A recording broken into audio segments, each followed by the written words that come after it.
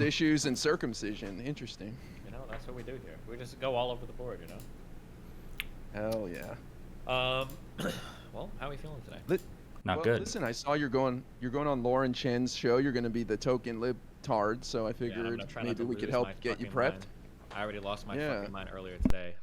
Dude, I can't deal with the Trumples. Like, I can do like when it's not time for voting, like I can usually be chill and nice and like try to be an understanding person and blah blah blah blah blah. But like when it comes time to actually cast the vote, dude, I really do think like the Trumple people are like one of the biggest threats that America's faced in my lifetime. I think.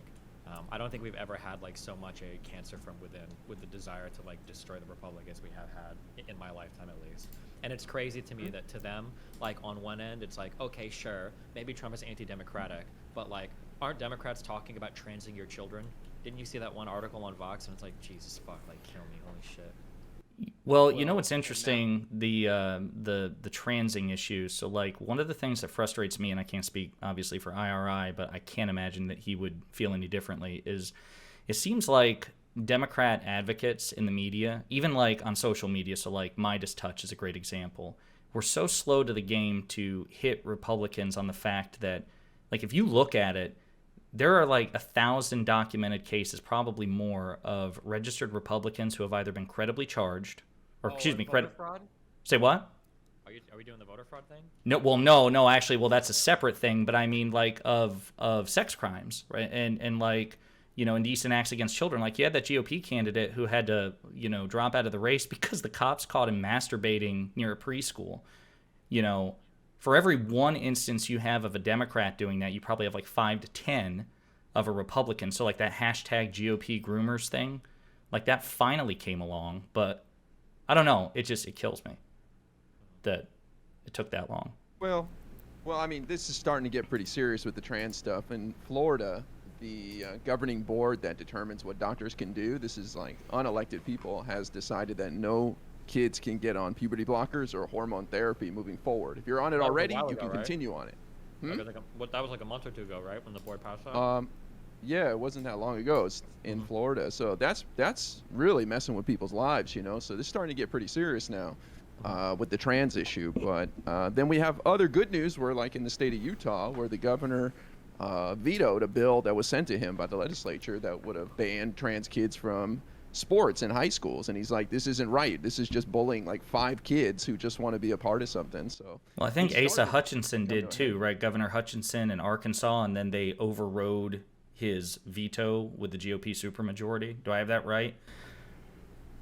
I don't recall that, but it sounds right, because I think that was the Attorney General of Arkansas, or maybe it was Alabama, it was one of those states that start with an A, was the one that Jon Stewart humiliated because of the quote-unquote trans affirmative care ban bill. And I'm pretty sure, yeah, let me see. Listen, if I turn on my camera, is this going to be the bat signal for the orbiter Voltron to form, or what? It might be. Ruminate, get it on, baby. Get it on, baby. All right, let me see here. Listen, I'm just trying to raise my profile here, dude. Not trying to get a Royal Rumble going. You're doing a great job. Thank you. But listen, what are you expecting tonight in this show? Because I feel like this is the best use of our time here, is to help you get prepared for the slugfest you're going into tonight. Are you any topics you want to brush up on or anything like that, or what?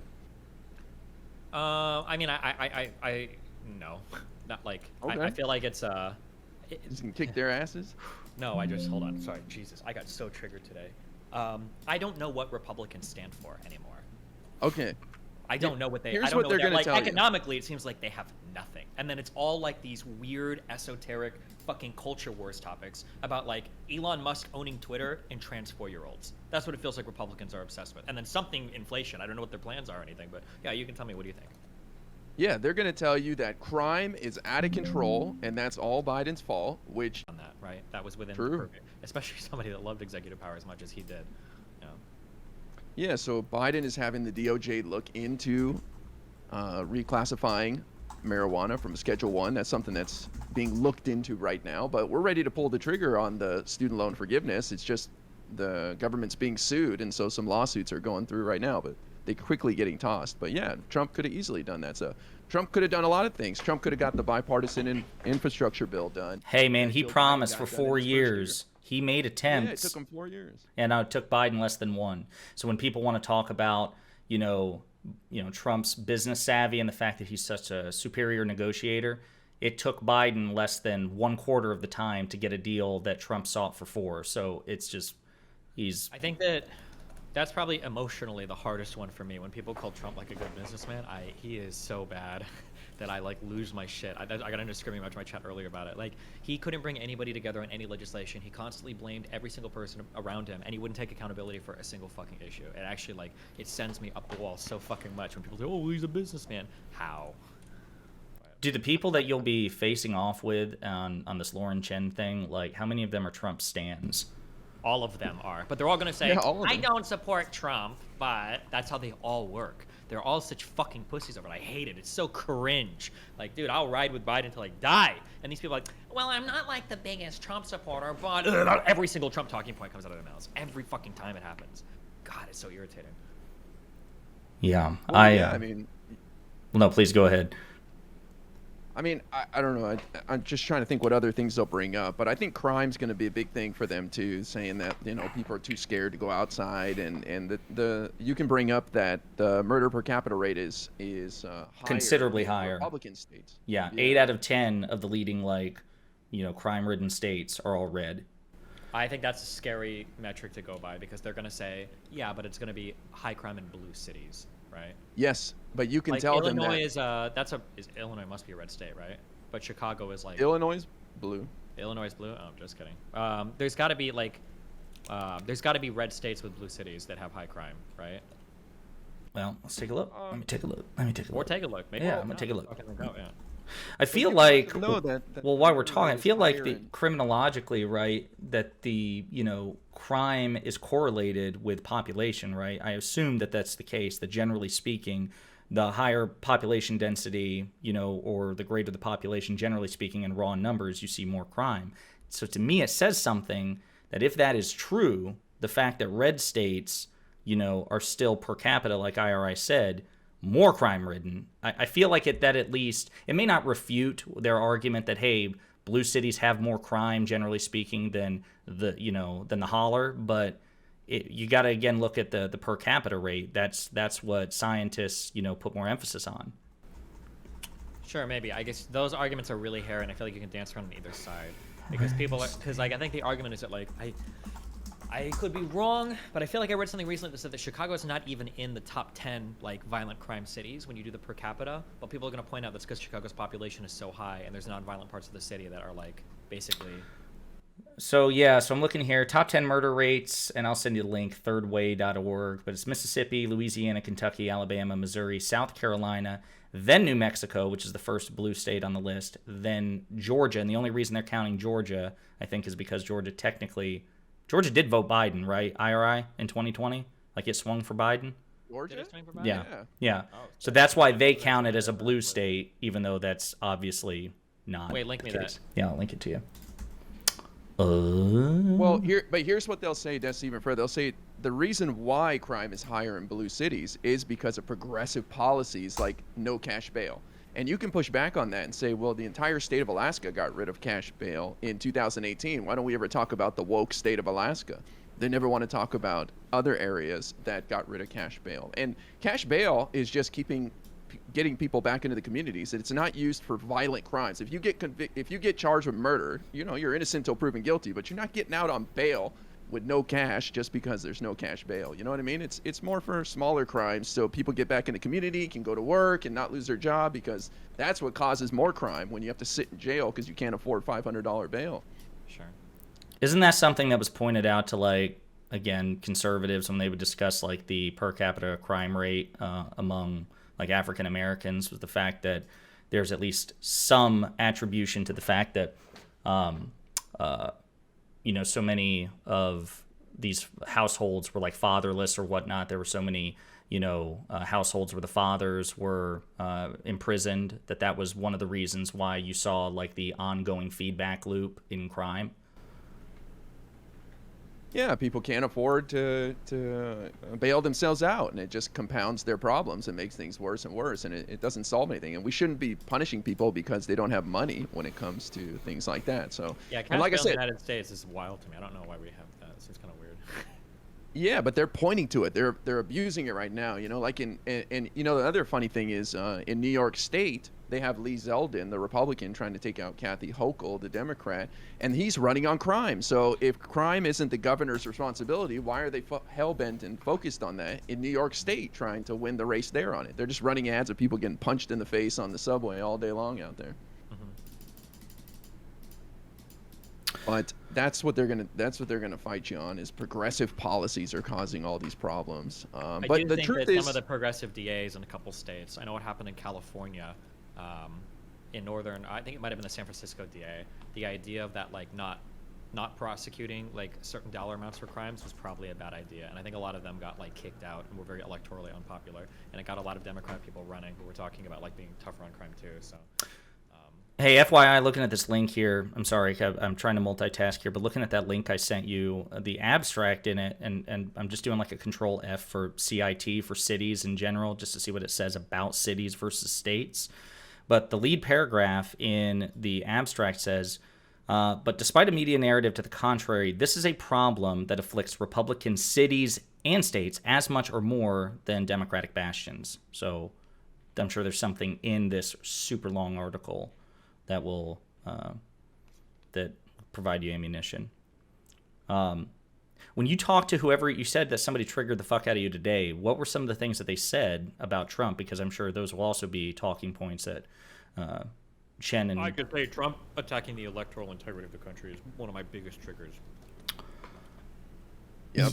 Well, Yeah. that erodes trust in government, period. Then people don't heed warnings to get out of the way of a hurricane, and like what happened in Florida, people just sit in their homes and they get killed, you know? And so it's dangerous for a lot of reasons to not trust government. Yeah, it's just it's absolutely, and he still did it. I think last night I listened to him give another speech where he's still doing it. He's still crying about the stolen election. Well, every political commentator, like professional and otherwise, has commented that's part of the reason why they wanted Trump to kind of take a peripheral role during this election cycle, because they were worried he was going to spend more time litigating 2020, and, you know, instead of like focusing on hitting Biden for, you know, the perceived Biden weakness. The thing about the institutions, though, that kind of pisses me off is that it seems like the Trump stands will argue out of both sides of their mouth on this. They'll say, on the one hand, we revere the founding fathers and, you know, the Constitution and the Bill of Rights and this framework that they set up. And on the one hand, they've like fully embraced or at least tolerate the GOP becoming a cult in service to a man who is the antithesis of everything the founding fathers stood for. Like people talk about like originalism and appealing to what were the founding fathers thinking. Like, does anyone seriously think that George Washington, John Adams, Thomas Jefferson, all those people would have been like, hey, this dude loses the election, both in terms of the popular vote and the electoral college vote. Should he be able to pressure his vice president into just saying, no, I'm going to stick around? They would all say the, you know, 18th century equivalent of fuck no. You know, like that's the thing that kind of confuses me. Like there's no expectation of consistency for Trump stands. And I wonder what happens if and when you point that out. Like, how can you simultaneously revere the founding fathers and all this?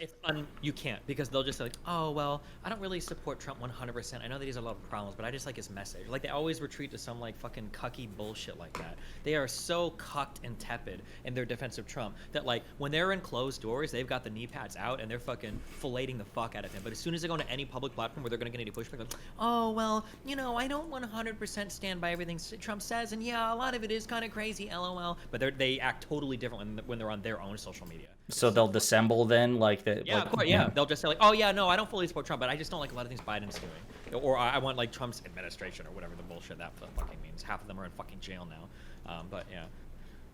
There was a CNN or MSNBC interview a couple of weeks ago, and somebody was like following up on, you know, the big lie and, you know, where Trump supporters feel about it now since the January 6th committee was dying down.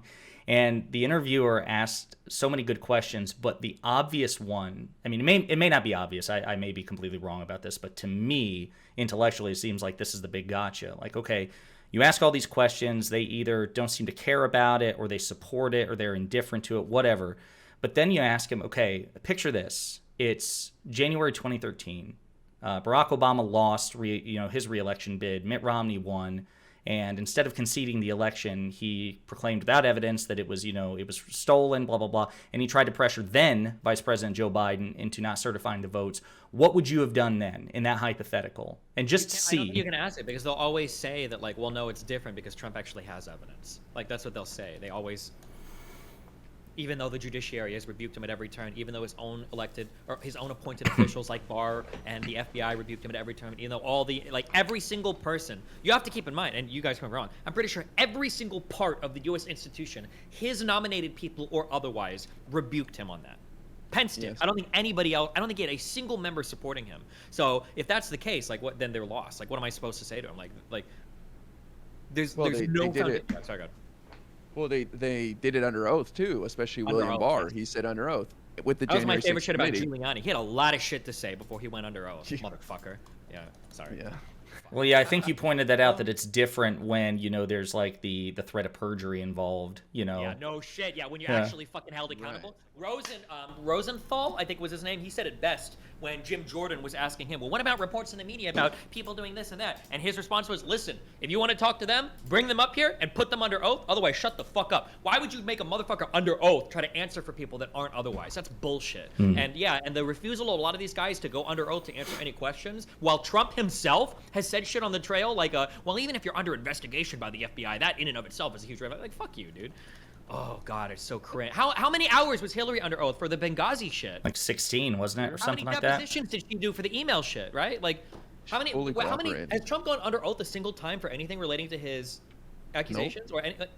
No, I think the double standard is unbelievable. Do you understand? It's unbelievable. It's like two separate realities. IRI, didn't he like resist the subpoena? Like, didn't they issue a subpoena and he just like gave them the finger, and then they gave them the January 6th committee gave him an extension? I thought they issued a subpoena to Trump at the very end. Mm-hmm. Yeah, they I don't voted remember on the it. date. Could you imagine if the documents thing had happened at Obama's fucking personal house, what just happened with the FBI fucking raided and seized shit from Trump? Can you imagine? Like, I could ask that for a million things for Trump. Could you imagine? Could you imagine if Obama, a black man in the United States, had like 2 ex-fucking wives and was paying off porn stars to fuck them behind his wife's back? Like, could you imagine if he imported a wife from fucking Eastern Europe and married her and was running around? Could you imagine if his fucking son-in-law, Obama's son-in-law, all these people were nominated and put in the White House? Like, it would, it would be unbelievable, right? All of this would be any one of these things would be unbelievable.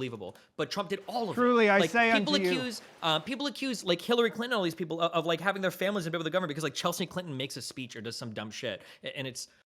Oh, sorry, I'm done. Okay. Oh, dude, they're just getting started. Watch, when the GOP takes over the House, which I think they probably will. It's a slim chance we hold on to it. But when they take over from day one, it's going to be Hunter Biden's laptop. Yeah. There's a whole chain of custody on that. Who knows how that happened? Remember, It's they gonna be got the that McMillan laptop. emails. Yeah, that's going to be the next 2 years. It's going to be Hunter Biden's laptop. Who knows how they got that laptop, if it's even really his. The FBI's had it since the summer Trump was still in office. To be And clear, I think the FBI has confirmed that it is his laptop, right? well, yeah, but it's like No, dropped they it off at a confirmed. laptop repair store. I'm And sorry, didn't they? guys They only leave. confirmed that some of the stuff on it was his, right? They never. I don't think there's ever been like a forensic audit which says like literally everything that's allegedly on the hard drive is his. Well, we don't know the stuff that gets leaked to the New York Post. Who knows what the hell any of that is. But the point of the matter is the FBI's had the laptop since the summer of 2020 when Trump was still in office. And the only thing they're going to end up charging Hunter with, if they do, is not paying some taxes, which he has since paid, and lying on a form to buy a gun about his past drug use out of embarrassment. That's the worst they got on him. But they're going to spend the next 2 years trying to show that he's some criminal mastermind that has businesses around the world and is just milking everybody with the Biden crime family. But, it is what it is. Get ready. Well, and a couple of things to point out too, Destiny, like to keep in your back pocket if this comes up on the Hunter Biden thing. Number one, obviously you don't give a shit about Hunter Biden, so it should be easy for you to go like, look, dude committed a crime, bring charges if he's, if the case can be made to a jury. Hold on, wait, which crime? whatever, Two like either crimes. tax fraud. Maybe whatever, because their alleged crimes for Hunter Biden is that he was working with like Joe Biden. That's why I'm saying whatever he's guilty of, whatever law enforcement can bring a credible case against, right? Which the law enforcement, the FBI, is still under the control of the executive branch, which is still under Biden. So it wouldn't be the GOP directing that. I'm saying in terms of like bringing formal charges. You probably feel the same way. I'm sure IRI does that, whatever. If they can make a case against him, charge him. If the charges are, the evidence is there, convict him, whatever. But the thing that I find interesting is the other remarkable thing about President Biden in this situation is, like IRI said, Hunter Biden's been investigated twice. And both those investigations, again, correct me if I'm wrong, IRI, they didn't conclude before Biden was inaugurated. So he allowed those investigations into his own son to continue, which I would argue is a superhuman act of integrity in this political climate, and certainly compared to the last guy. He could have fired the U.S. attorney that Trump appointed, I can't remember, what was the year, 2018, something like that, IRI, where there was like that initial, I'm blanking on the guy's name, but it was like out of New York or out of Delaware, something like that, where, anyway, Biden could have fired him when he was inaugurated. He didn't. He allowed a Trump-appointed official to continue investigating his son in this divisive political climate. So that's something else I think you could point out. Be like, hey, do you think Trump would ever allow that to happen? Like, can you imagine that was fucking firing anybody he fucking could that he felt was, yeah, Jesus. Yeah. I'm going to look on that hard drive thing while we're talking. Yeah, but they're gonna make up all sorts of stuff, Destiny, that they're Hunter Biden's involved in, and so Joe Biden in as well. They're going to say that he's trying to hook up the big guy, meaning Joe Biden, but there's no evidence of this. And like I said, they've had the laptop since the summer of 2020. Like, why have they not charged him yet? It's been years, you know what I mean? So it says here, oh, I'm sorry, all right, it just says here real quick that PolitiFact wrote in June 2021 that it's possible the copies of a laptop were obtained instead of Hunter Biden's actual laptop. The New York Times and Washington Post reported that their sources had authenticated a number of emails, including one that was the subject of the New York Post reporting. No more than 22,000 of the almost 130,000 emails on the hard drive were confirmed as authentic in 2022 by two forensic analysts who independently examined the data for the Washington Post. However, the analysts could not verify the vast majority of the data. So, I mean, obviously there's clearly shit on there that does belong to him, but pun intended, the jury's still out as to whether or not that hard drive is fully his. Listen, everything I've seen from that laptop just makes me like Hunter Biden even more. Seems like a base Chad who parties with strippers and does drugs. Like, problem?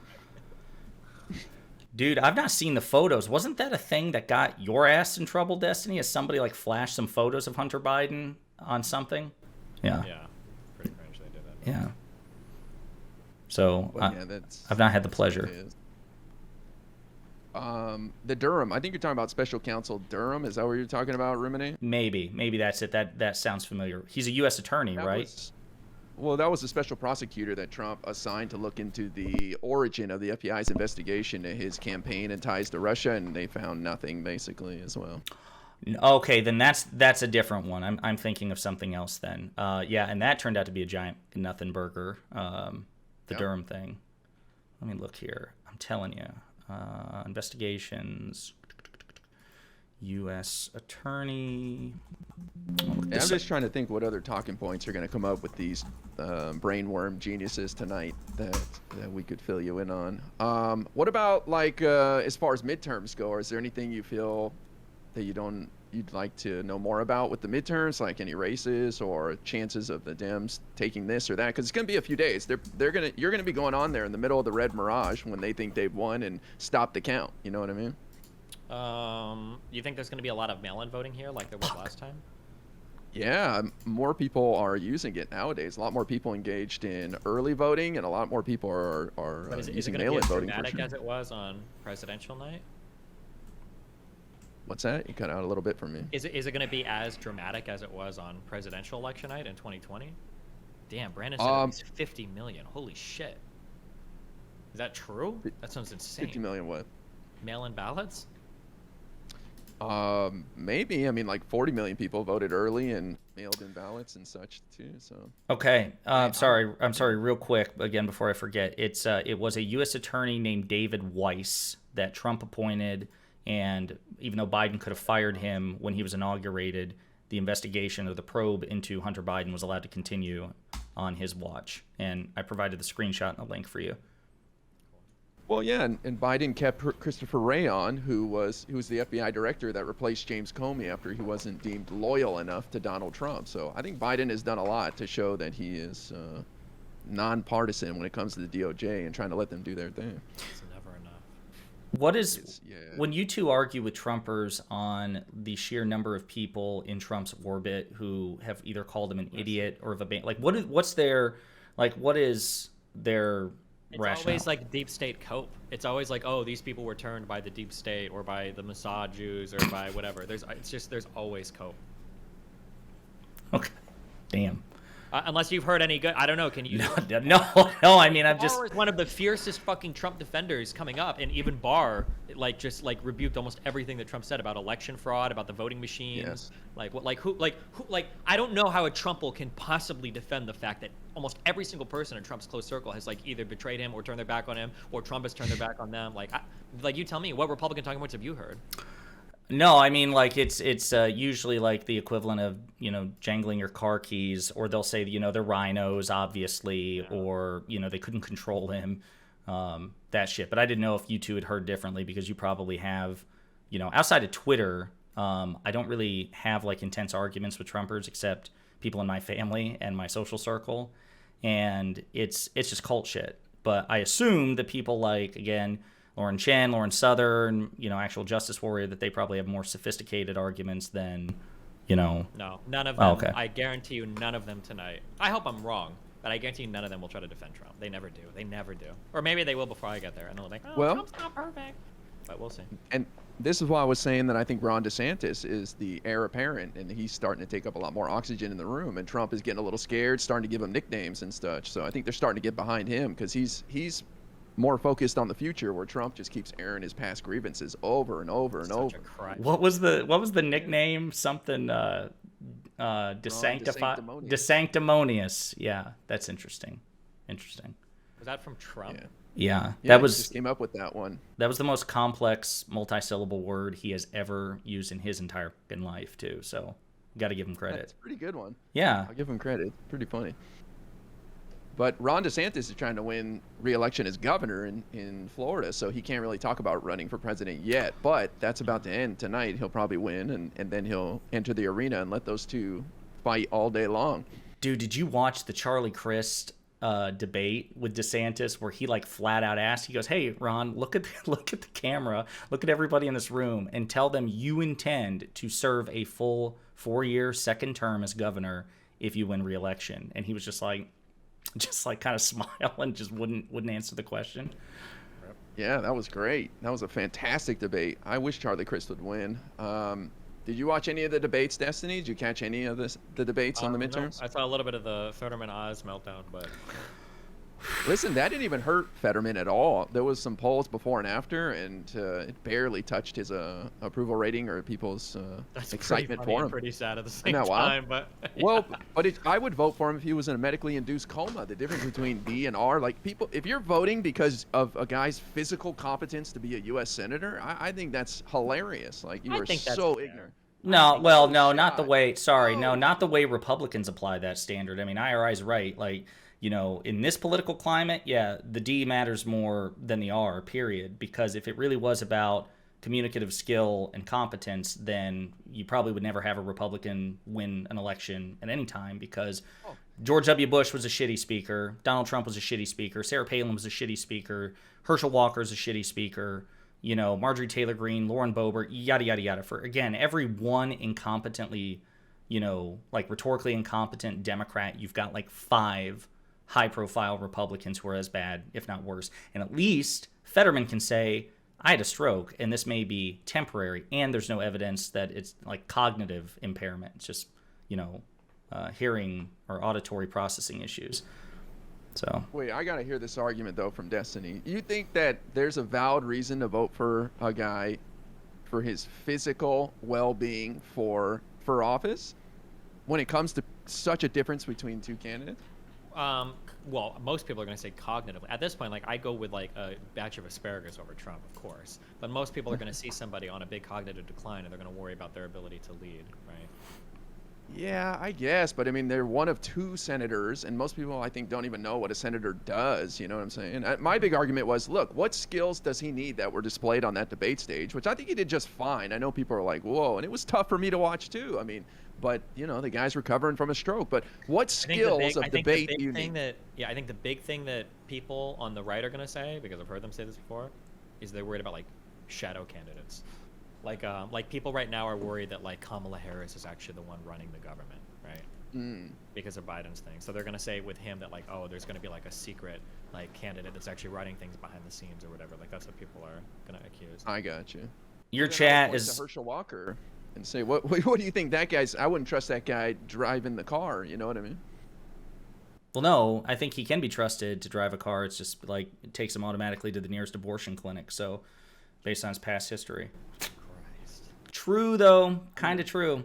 Like if you look at his Waze app, like the first thing that pops up after maybe the gym is a place called the Coat Hanger or something like that. So, yeah, yeah. Well, listen, that was the past. Okay, leave Herschel alone. It was the past like 3 or 4 or 5 times. There was a lot. That was a lot of past. That was like a. The funniest thing is one of those women claiming that she had an abortion ended up having a kid with him later. So he's calling one of the mothers of his children a liar.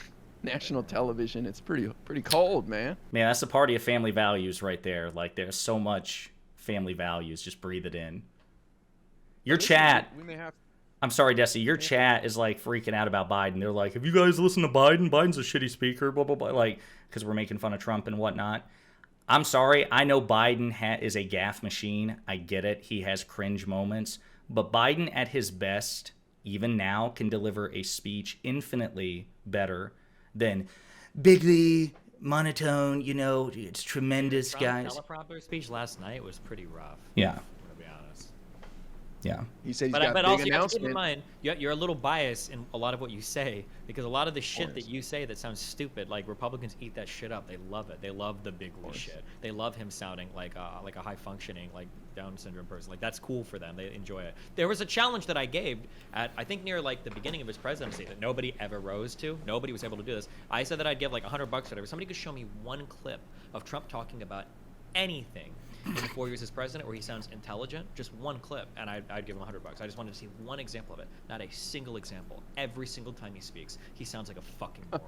He doesn't sound insightful or intelligent. And the embarrassing moment for me was as an American, especially as things were unraveling still across Syria and then also across Ukraine, was listening to other world leaders talk about geopolitical events, especially Putin. It was embarrassing to go to listening to somebody like Vladimir Putin talking about geopolitical affairs to a buffoon like Donald Trump. It was embarrassing. Well, I'm about to send you my PayPal information because I'm going to collect on that 100. And I don't even like Trump. And I'll tell you why. Yeah, what would you give me? Okay, are you ready? Do you remember that Chris Wallace interview where he showed like the results of his IQ test or his like aptitude test? No. Hey, wait. He correctly identified chair and TV, and I think there was like a third. You mean the neurological? Yes, thank you. That aptitude one. Yeah.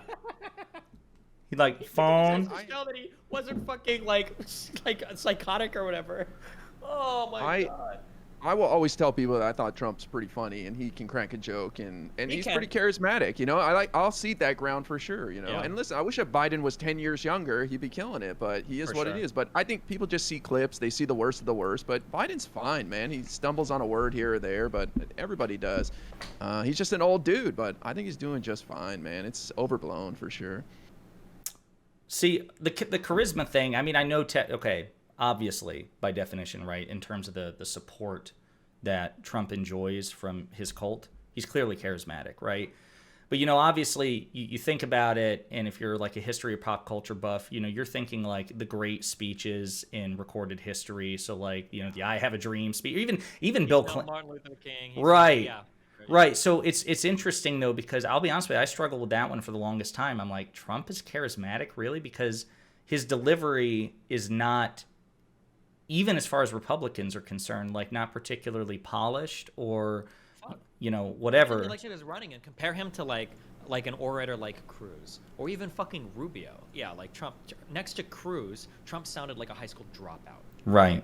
Whether you like or dislike Ted Cruz, he's a smart guy, and he sounds like a smart guy when he speaks. And yeah, Trump sounds like a literal high school dropout exercise. But again, they don't want to hear, like, for Republicans, like, being smart is like it makes you a fucking loser. Like, unironically, like, these guys value the fact that Trump sounds like a fucking kindergartner because he speaks to them on their level, right? They hear it and they're like, oh, that's one of us, even though this guy's a fucking billionaire real estate developer that was born into money from New York fucking City. That was Democrat, then Republican, then Democrat, then Republican. Buddies with the Clintons, you know. Oh, Jesus. Yeah, somebody threw a White Claw at Ted Cruz yesterday. That's a waste of a White Claw. That is a waste of a White Claw. Yeah, but it's the right, you know, they think it's hilarious to laugh at Nancy Pelosi's husband getting hit in the head twice with a hammer, lying in a pool of blood for 3 minutes, and now look what happened. Now all of a sudden there's a little violence coming around on the other side. Not so much fun. Okay, now that I got to know about too, again, from you two with your conversations with conservatives, because I grew up, you know, below the Mason-Dixon line, spent most of my life there, still live in a red state, so most of the conservatives with whom I'm familiar in my personal life, they're also very religious, right? And so, like, I don't know about Southern and Chin and actual justice warrior and people like that, but what about the standards of decency? Like, take family values and cheating on, like, all that shit. None of that matters anymore. None of that matters to them anymore. None of it matters. I've told this story on my stream like 50 times. I'll tell it to you one time. I don't know if I've told you this one or not, but I remember growing up as a kid, my mom crying to me, talking about how horrible it was that Bill Clinton had an affair with Monica Lewinsky because she was in the Air Force, and she said that when the man at the top acts that way, it rolls down the military. That's the commander-in-chief. Everybody's going to treat women differently. Like, she cried when she told me how horrible that was. And with Trump, she said, well, you know, Stevie, boys will be boys. They say things in locker rooms. What are you going to say? It was unbelievable to me. I couldn't believe the change in demeanor. Like, it's brain rot all the way down. There's nothing to be said about it.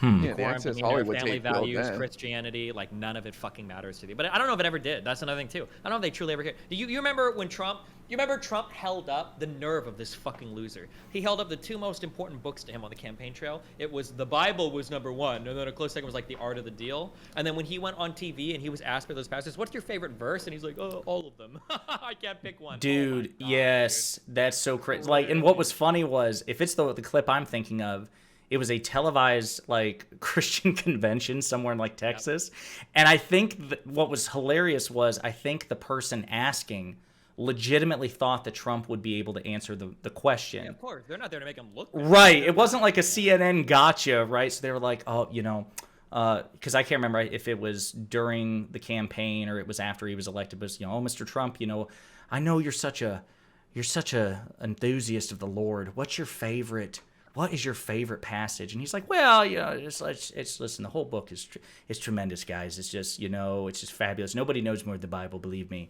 And then he was also asked on television, what's a time that you've had to ask God for forgiveness? And he just, like, straight up, he's like, I've never had to do that. You know, I've never had to ask for forgiveness. Can you imagine? Yeah. If Obama or anybody, yeah. Yeah. God. There are so many things where it's like, I wish I could see Obama doing this. I wish I could see it. I just want to see the reaction. It would just be so great. Obama's been on the campaign trail for these midterm candidates, just killing it. It's been awesome to see him come back. A lot of great clips out there of him. But yeah, I agree. If Obama did half this stuff, they would lose their minds for sure. A single thing, yeah. Nobody talks about that. It's like, well, no, people did talk about that, but it's kind of like one of those more subtle aspects of racism in the U.S. Like, it was so important that Obama's family life was perfect. Everything about that man's life had to be perfect. And they still made fun of him for some things, for Michelle Obama looking like a man or whatever dumb shit Republicans said. But, like, dude, if any part of that guy's personal life would have been fucked up, we wouldn't have heard the fucking end of it. Holy shit. I think it's because they knew that Michelle Obama would, like, be able to suplex most of the Republican Party, just, like, beat the brakes off them pretty effortlessly, if it came down to it. If she had to square up, she would do that. I'm sorry. Destiny, so not liking all of the Bible is a bad answer? Come on, dude. Picking one passage is hard for most people of faith. Like, this is the level of, like, Trump supporters, okay?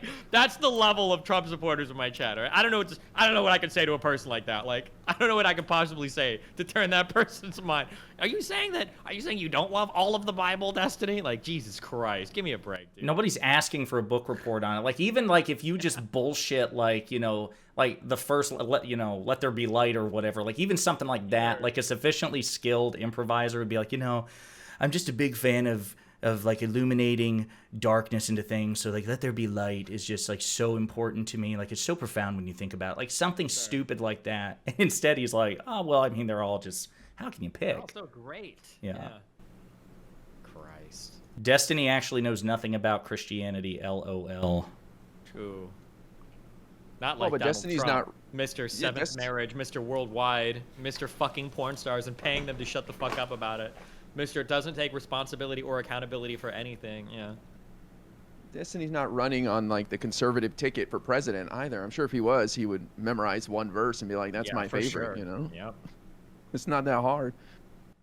I'm just trying to like I don't imagine know. a reinterpretation of scripture, but like with Destiny lingo, so like throwing based in there and true instead of, you know, instead of like I am the way, the truth, and the life. Jesus shouts out true, and then that's the end of it. That'd be beautiful. I could see it.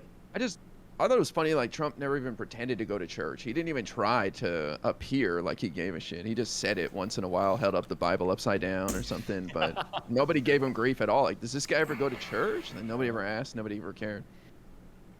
I guess in some ways, I think that's probably going to be somewhat of a positive. That like Republicans are going to have to fight on other ground now because it can't be family values. It can't be. They can't possibly pretend to give a fuck about shit like that anymore, right? Dude, no, they don't care at all. Like, look at Herschel Walker. He's like, I am so pro-life, and they're like, yeah, but you had abortions. He's like, that's not true. That never happened. They don't the care. abortion They thing, still that's claim the that's man. always been a Republican thing. The only moral abortion is my abortion. There's a name for that meme. But like with the Donald Trump shit, like it can't. I don't know. Maybe. Yeah, you're right. No, they have no shame. Maybe they Yeah, will. he doesn't care at all. He really doesn't care. Trust me. He's gonna start saying that God talks to him directly soon. Just watch. Yeah, maybe, dude.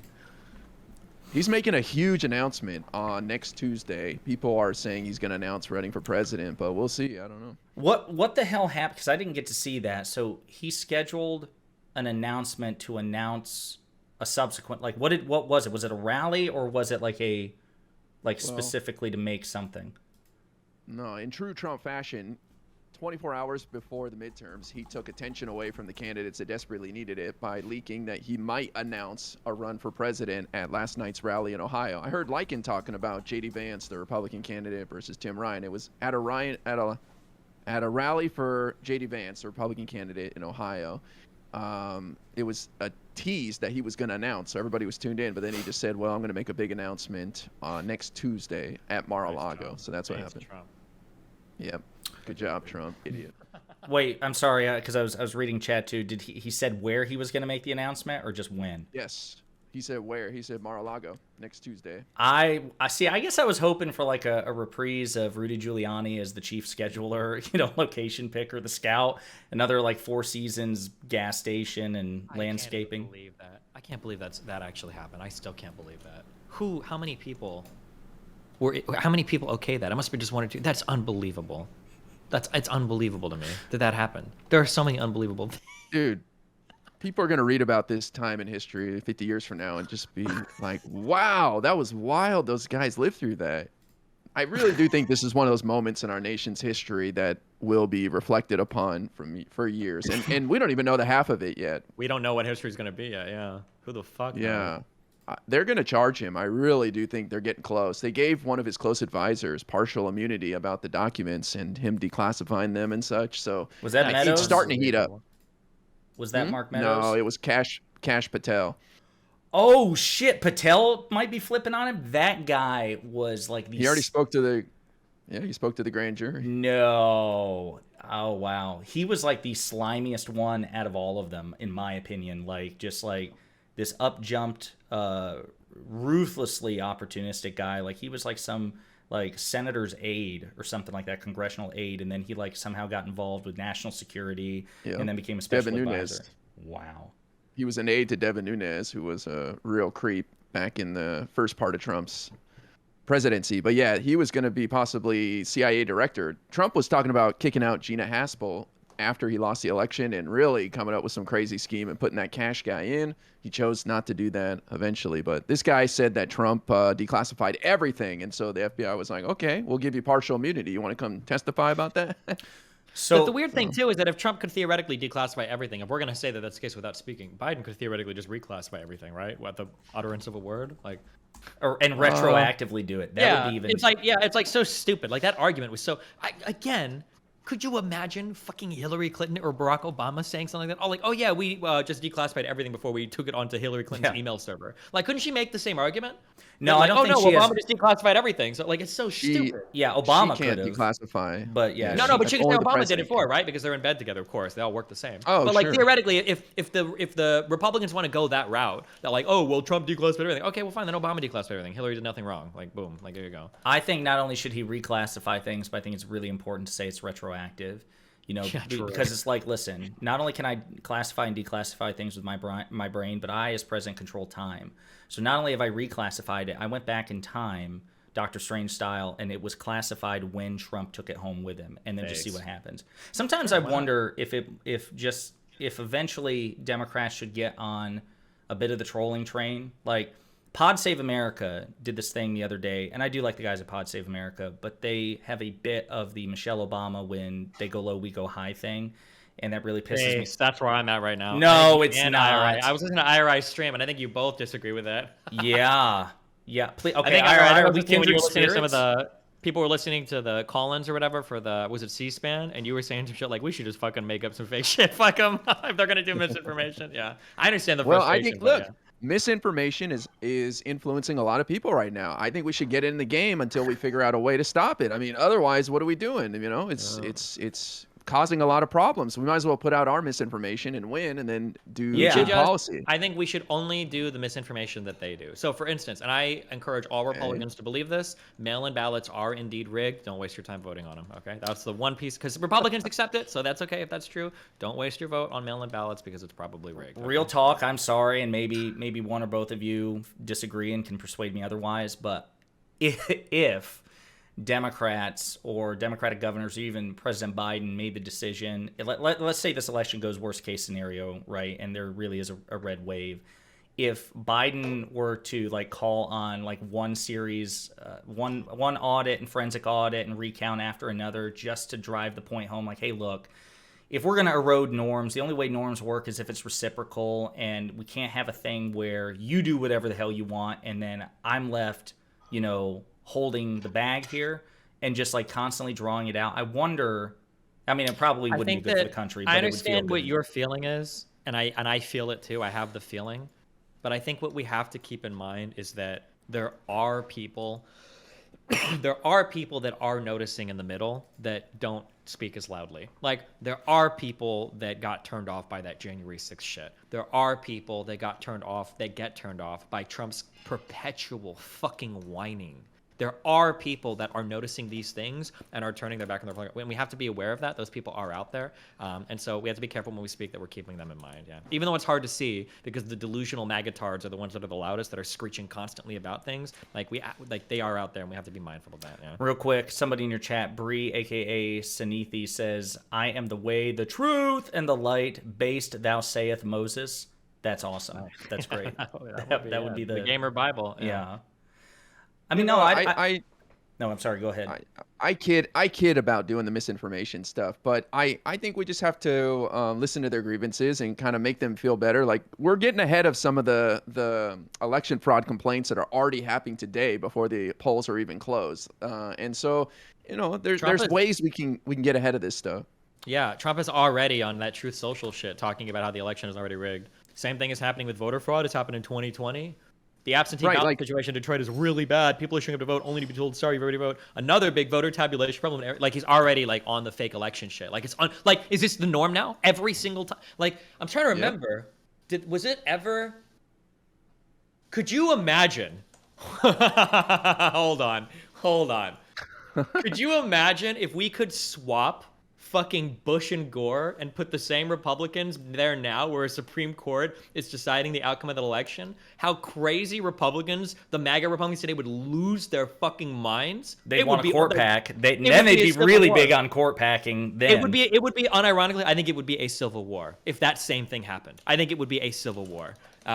It's just like unreal. Fuck, I hate them. I actually hate them so much. I really do. More than the trans people on Twitter, more than the fucking black women that are crazy on my stream, more than any of these other motherfuckers. It's like these actual Republican voters that are voting for the dissolution of our country. Like, actually send me for a fucking loop. Holy shit. It's unbelievable, wait. dude.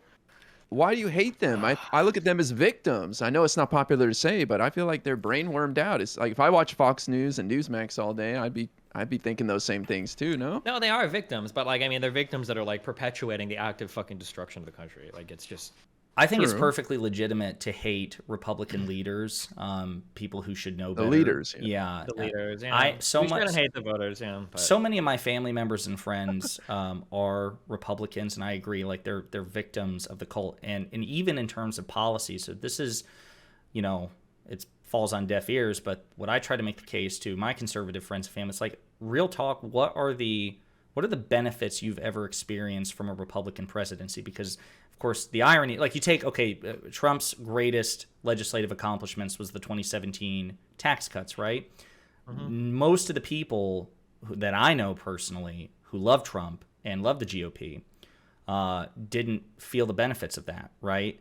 Like, yeah, these motherfuckers don't even, a lot of these guys don't even fucking pay federal taxes. Like, you're helping me. Like, I'm saving more money than like 100 average Republican taxpayers are actually like paying into the fucking system. Which, I mean, like, that's who you're helping. It's the billionaires and the mooners. Like, that's how you know it's propaganda, because like IRI said, I mean, they're victims. They have been programmed into being like eager cannon fodder for people who don't give a shit about them, will never pass legislation that benefits. I mean, my God, look at the PACT Act, right? So like, I know we're all over the place, but that's a demographic or a constituency that Republicans constantly, harp on, and that they say, we're the party, we're the pro-military party, we're the party of veterans. And they held up a previously many times over bipartisan piece of legislation that would increase health care for Republicans. As a matter of fact, I don't think it'd be an exaggeration to say that the delays that they caused have probably or will probably contribute to the deaths of veterans because of the additional time it took to implement the process. Same thing about the 9/11 first responders bill. You remember that IRI from like 4 years ago? Yes. Where Jon Stewart was involved in both of them. Yeah. Half of them didn't show up, and that was the first, mega viral Jon Stewart speech in front of Congress. And so this is not a both sides issue, and this is where I get mad at Democrats, because I feel like we just cough up the ball in terms of the narrative. Democrats are the party of economic prosperity and fiscal responsibility relative to Republicans, but we just cede the ground that they're the party of fiscal responsibility. Democrats are the party of veteran health care and taking care of veterans and soldiers, certainly more than Republicans, but we don't do a good job of even attempting to take back that narrative until the 11th hour, in my opinion. Yeah, every single fucking time we get into fucking office, it's like on the fucking coattails of another worldwide destructive epidemic of financial ruin. Like, holy shit, Obama coming in after the 2007 housing crisis, fucking Biden coming in after the horrible fucking botched COVID shit. Like, Jesus fucking Christ. Yeah, this reminded me, I actually want to bring something up to you real quickly about that libertarian tard that you debated at the Change My Mind thing. The guy that said the world would be kid? Oh, the kid, sorry. I thought you were talking about the vice presidential candidate that said the whole world should have nuclear arms and that would make us a better place. My bad, go ahead.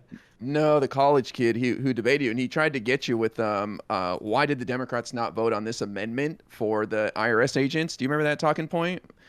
Yeah. He was like, what? He to said keep Mike them from auditing Crapo. people less than $40,000 or Yes. something, whatever, yeah. He called him Senator Mike. He said Mike Crapo. It's actually Crapo, senator from Idaho. But the amendment text said that the IRS agents wouldn't be able to go after people that have taxable income less than $400,000. That's the loophole. Billionaires don't have taxable income. They borrow money and they don't pay any taxes on that. So that's why the Democrats wait, can you vote actually on link me and prove that?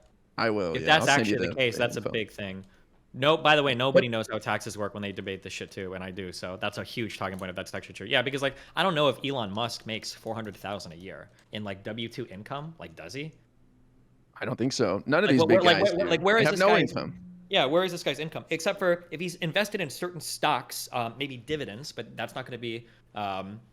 It's going to depend on what his investments look like there. But in terms of actual taxable income, it's going to depend on the person for sure.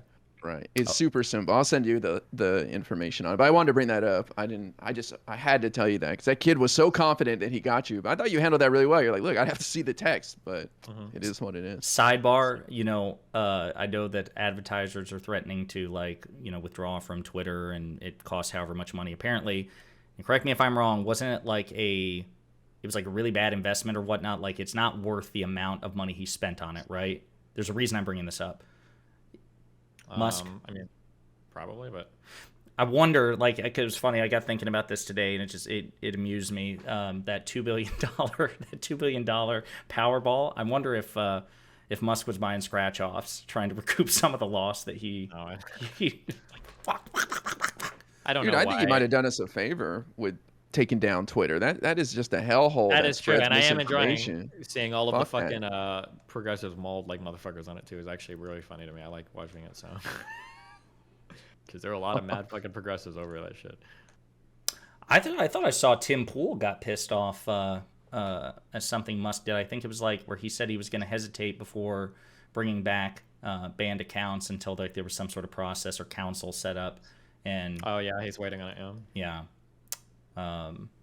But I don't know, a lot of people in your chat were talking about how we're bitching about Trump's personality defects or whatnot, or the double standards, optics, things like that, and it's we have no complaints about policy. And well, there. Yeah. Sorry. No. I was just gonna say I found that ironic because I bet the three of us know infinitely more about Trump's policy than most Trump supporters, including the people you're going to talk to. Yeah, that's not even a brag though, because Trump didn't have very many policies. True. He was horrible when it came to passing legislation. Most of the shit he did was via executive order. It's not like there's a lot of Trump policy to speak highly of. And the decorum of the president is fairly important. Supremely. Yeah, this is literally our league cheerleader, our head of state. Of course, how they act the leader of the world themselves is going to be fucking important. Yeah. What about again, something else to bring up? You know how for the longest time Trump swore, in addition to the wall, one of the big selling points was that he was going to force Mexico to pay for it. And Biden, it wasn't a wall, but Biden was able to get a $1 to $4 billion commitment from the Mexican government for border security. That's another thing Biden got done in fewer than 2 years than Trump did. No. Oh, this is another thing they'll bring up is the southern border is wide open right now. Just the gates left open, nobody there, anybody can come in. That is a nice talking point they got too. What do you usually say in regards to that, Destiny?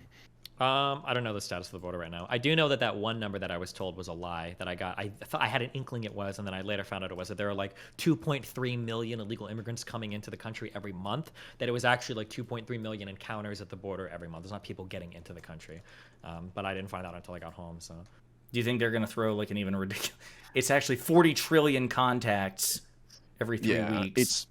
It's terrorists carrying bags of fentanyl. I mean, it's just everything you can think of for sure. Yeah.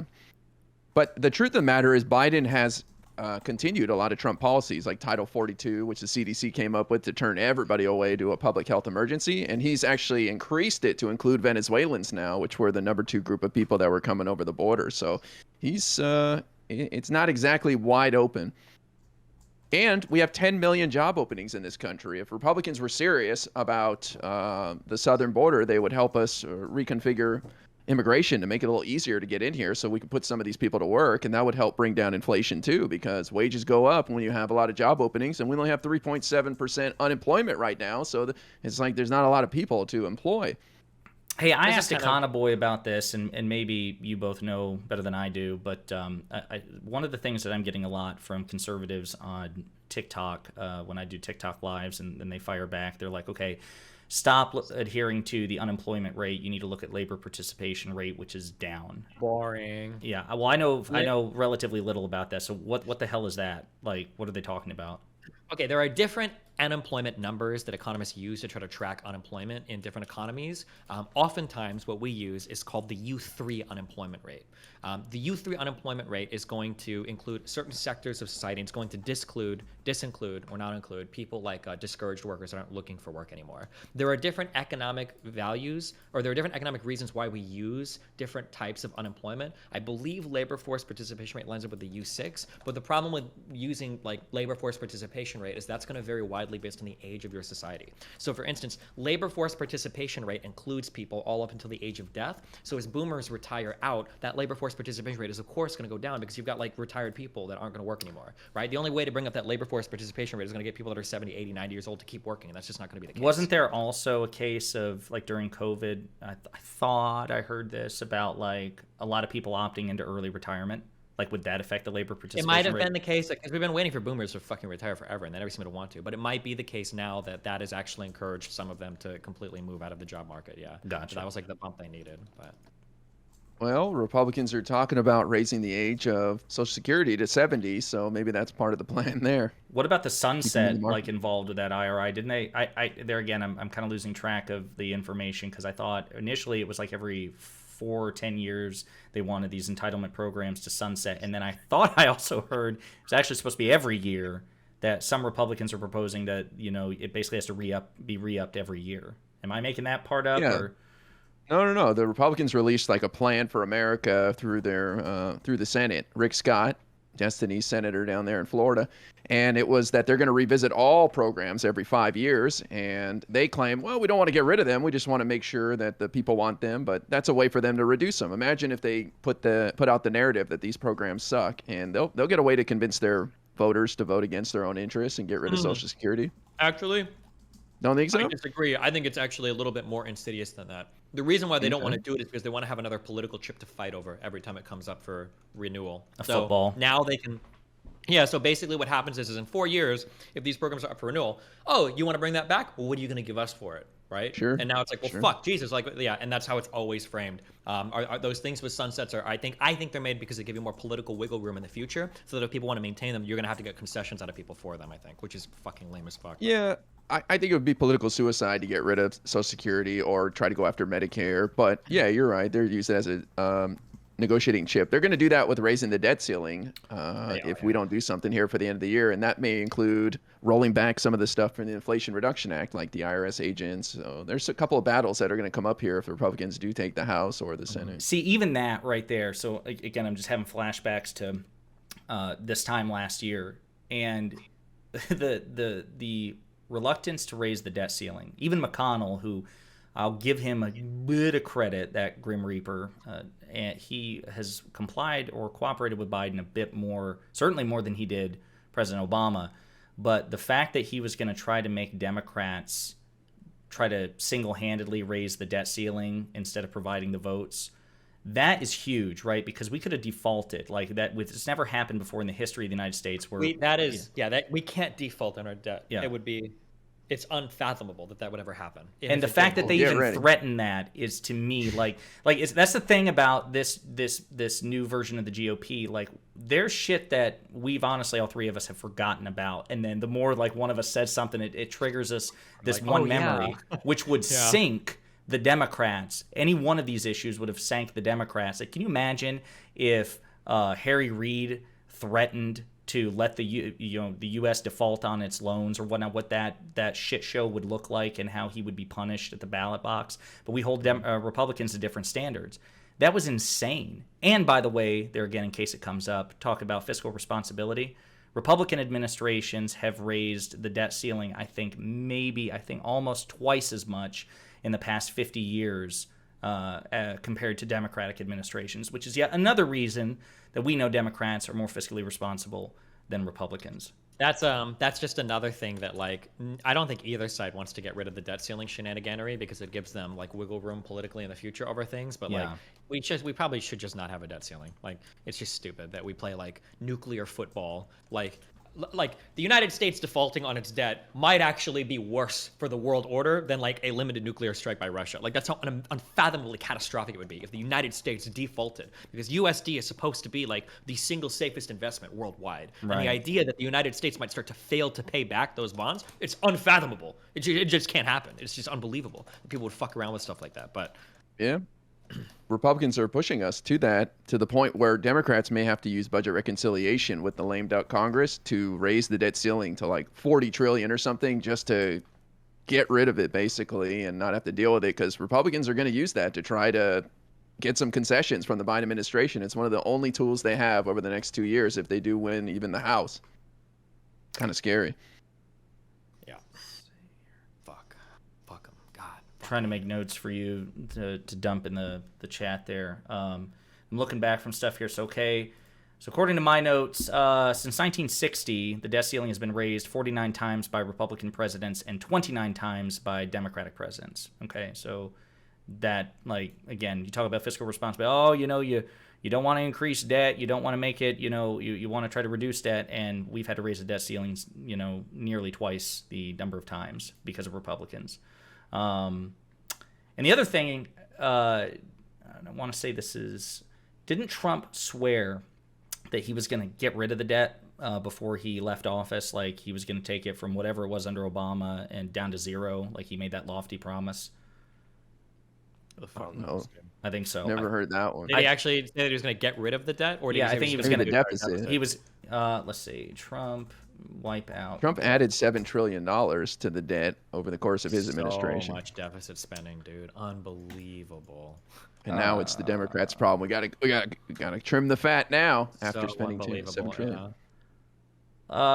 Let's see. We can't send another politician to the White House. Trump tweeted, that takes me back, in July 24, 2015. A few weeks after he announced his candidacy for the presidency, several months before the 2016 election, Trump pledged he would be able to eliminate the national debt, then around $19 trillion, over a period of 8 years. He didn't get his 8 years. So I guess I can't say. Maybe he was on the path. I'm sure he was on the way to doing it. Okay. Yeah. Well, no. Like IRI said, I think it was like the single biggest contribution in terms of raw dollars added to the debt under Trump's 4 years than any other president in a comparable time frame. Like, it's insane. He didn't just add a wee little bit. He added like a historic amount. Is this working right, guys? What? Nothing. Sorry, that was stupid shit. Well, I don't want to take up too much of your time. I know you got a bunch of stuff to do, but well, I don't have to go until I hop on in, I think, an hour and a half. But if there's anything else you want to say, or if you're done, then you're good, yeah. No, I just think it's fun to hear like your thoughts on what's to come in the future. Like, what do you think it's going to be like under these Republicans? I'm assuming you're on the boat that they're going to win tonight, and all the predictions. Do you think all hell breaks loose, or what? Yeah, it seems like they're probably going to win, and then it's just going to be like lame duck, basically. Like, probably not going to be able to do much for the next 2 years. Would be my imagination, right? Do you think Biden's going to run again? He said he'll make an announcement after the midterms. It's such a throwing away that incumbent advantage seems so not good. Yeah. I agree. I feel like he has to, unless what is his popularity at right now? His approval? I think it's like 42. I thought it's like 44, 42. Yeah. Let's see. I don't know, but we have an interesting bench. We have like Gavin Newsom. I think he's kind of a rising star. Some people are talking about this Josh Shapiro guy who's running as Democratic candidate for governor, probably going to win tonight. Pennsylvania. I don't know. There's some interesting people out there. Gretchen Whitmer in Michigan. Any of these people get you fired up or? I just haven't looked enough into their platforms to know or whatever. I've only heard really, really bad things about Newsom, but I lived in Huntington Beach, which is a conservative area of Southern California. So everything on the everybody on the radio shit talking. Oh fuck yeah! Wait, never mind. Yeah, we live in similar areas, right? Dude, the radio down there is so conservative. There's a lot of Blue Lives Matter flags flying around in those Huntington Beach neighborhoods. Oh yeah. And blue line shit. Yeah. Holy fuck. Yeah.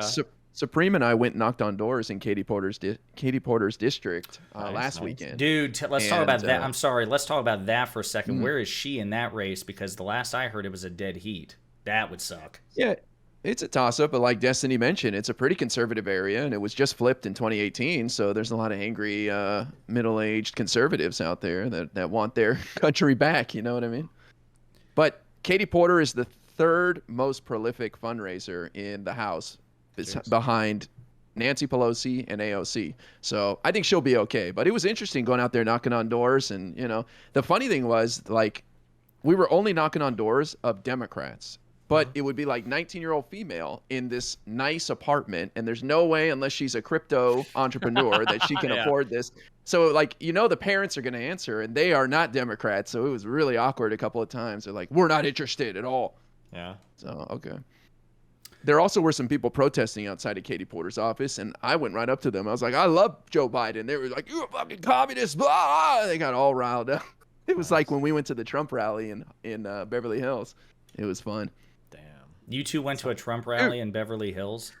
We almost got killed. Yeah, I can't believe you're still here right now. That must have been, when was this, in 2020 or 2016? Oh, it was the weekend before the election in 2020, and we went to the Lions Den. It was awesome. We was pissed off the whole rally. Well, it wasn't a Trump rally. It was like a pro-Trump event, and it was just that sounds like a cult. Wild. I don't think there are any like moderate like Trump events from what I can tell. It's like it's all hardcore, right? Like they drank the tea, the Kool-Aid, yeah. excuse me, pretty bad. they do. Well, The wish one they drank thing the that Kool-Aid we should sometimes. talk I'm just about too is the fact that you talk about institutions. So Trump, now again, you guys might have to correct me on this, but I thought Trump drafted an executive order where he it was before he left office and he just never implemented it for whatever reason. Either he was discouraged from doing it, but where it was going to recategorize most federal employees as like category F or schedule F employees, which would basically make them at will employees of the president. So he'd be able to fire people like Fauci. And apparently it's difficult for the president. Like he has to have cause to fire quite a few of these career bureaucrats. He doesn't have, he can't just demand everybody's resignation. But after COVID and some of the pushback that he got from within his administration, and obviously from election officials and whatnot, that he was attempting to make the executive branch at will employment so he could fire anybody who disagreed with him. That's scary shit. Like, Yeah, that seems pretty weird. Yeah, I don't know if that's how he'd actually end up doing it, but yeah. yeah, I'm pretty sure it was category F or schedule F employees. listen, Trump had a lot of plans for that second term. He was pretty upset. He was trying to break up NATO. He had a lot of things on his list. How do you respond to people that say like Trump would be doing better on fucking Ukraine despite being like a fucking NATO skeptic? Well, I think he was actively trying to break it up. I mean, he was saying we're going to withdraw money from it, and he was, and now Biden has become the leader of an empire, as Nick Fuentes said. I thought that was kind of base. Yeah, he is the leader of an empire with NATO, and he got Sweden and Finland to join. I mean, it's incredible what he's done. And also, we've hobbled one of our biggest adversaries, one of the biggest irritants in the world, Russia, by funneling money and weapons to the Ukrainians, and bless their hearts, they're willing to fight. And Russia's been shown to be a paper tiger now on the world stage. So, and that's all with Biden's leadership. I think he's done a fantastic job. True. I wonder what I don't know what deterrence or like impact like this is having on like Xi Jinping in China. Like, obviously, China in a lot of ways is in better shape than Russia, but if I'm not mistaken, Russia, at least on paper, you talk about a paper tiger, still had like the second biggest and, according to experts, the second most powerful conventional military in the world. I wonder if the fact that Russia is doing so poorly on the world stage, and like you said, IRI, in large part because of what the U.S. has been able to mobilize in the West, do you think that is factoring into China's calculus? Like, they don't seem to be as conventionally imperialist, right? So like it's less about territory. China is just a way better country than Russia in almost every way, right? They're more economically stable. They've got a better future ahead of them. I don't know if China wants to be as involved in this kind of like shenaniganery like Russia does. They're not like trying to, like, they already have like a massive kind of empire. It's a huge country. They've got like economic prosperity. They're manufacturing powers of the world. They've got projects working all across the world, across Europe and Africa. Like, I don't know if China wants to be. Yeah, they're doing that new Silk Road initiative, right? Where they're basically, funneling a ton of money into to Africa and other parts of Asia, if I'm not mistaken. Yeah, and they also have like their own internal conflict and everything too. So like, I don't know. I think Russia's kind of on their own with this like wild shit. Well, it wasn't the conventional wisdom that they were going to be, there's some foreign policy experts which say that, yeah, okay, the U.S. is still the world's remaining superpower, but, the line from some foreign policy experts a couple of years ago, at least before what's going on in Ukraine, was that in many ways China and Russia are still competitors, that they're near peers of the U.S. between great power and superpower status, and that alliance the two of them have, would be like a really big counterweight to the U.S. And I haven't been following the Ukraine thing like, obviously like Dylan Burns and others have, but I thought I was reading that China has been kind of distancing themselves from Russia since this happened. Am I wrong there, or are they still maintaining like a close relationship? I thought that they were, They really. I mean, my guess is going to be that China probably doesn't want to like deal with or sign off on like this kind of wacky shit. Like that's probably not what they're all about. They're probably more interested in like people just kind of like working together diplomatically and not like the weird fucking Russian war shit. I don't think it benefits them very much. Yeah, I think China signed off on Russia destroying Ukraine in a week, like they thought they would. And then when that didn't happen, China's like, "Oh, okay, that's not good." But China and India are the ones that are buying the oil from Russia, so they're keeping them afloat. And that's And it why benefits them economically to do so too. So of course they will, right? Yeah.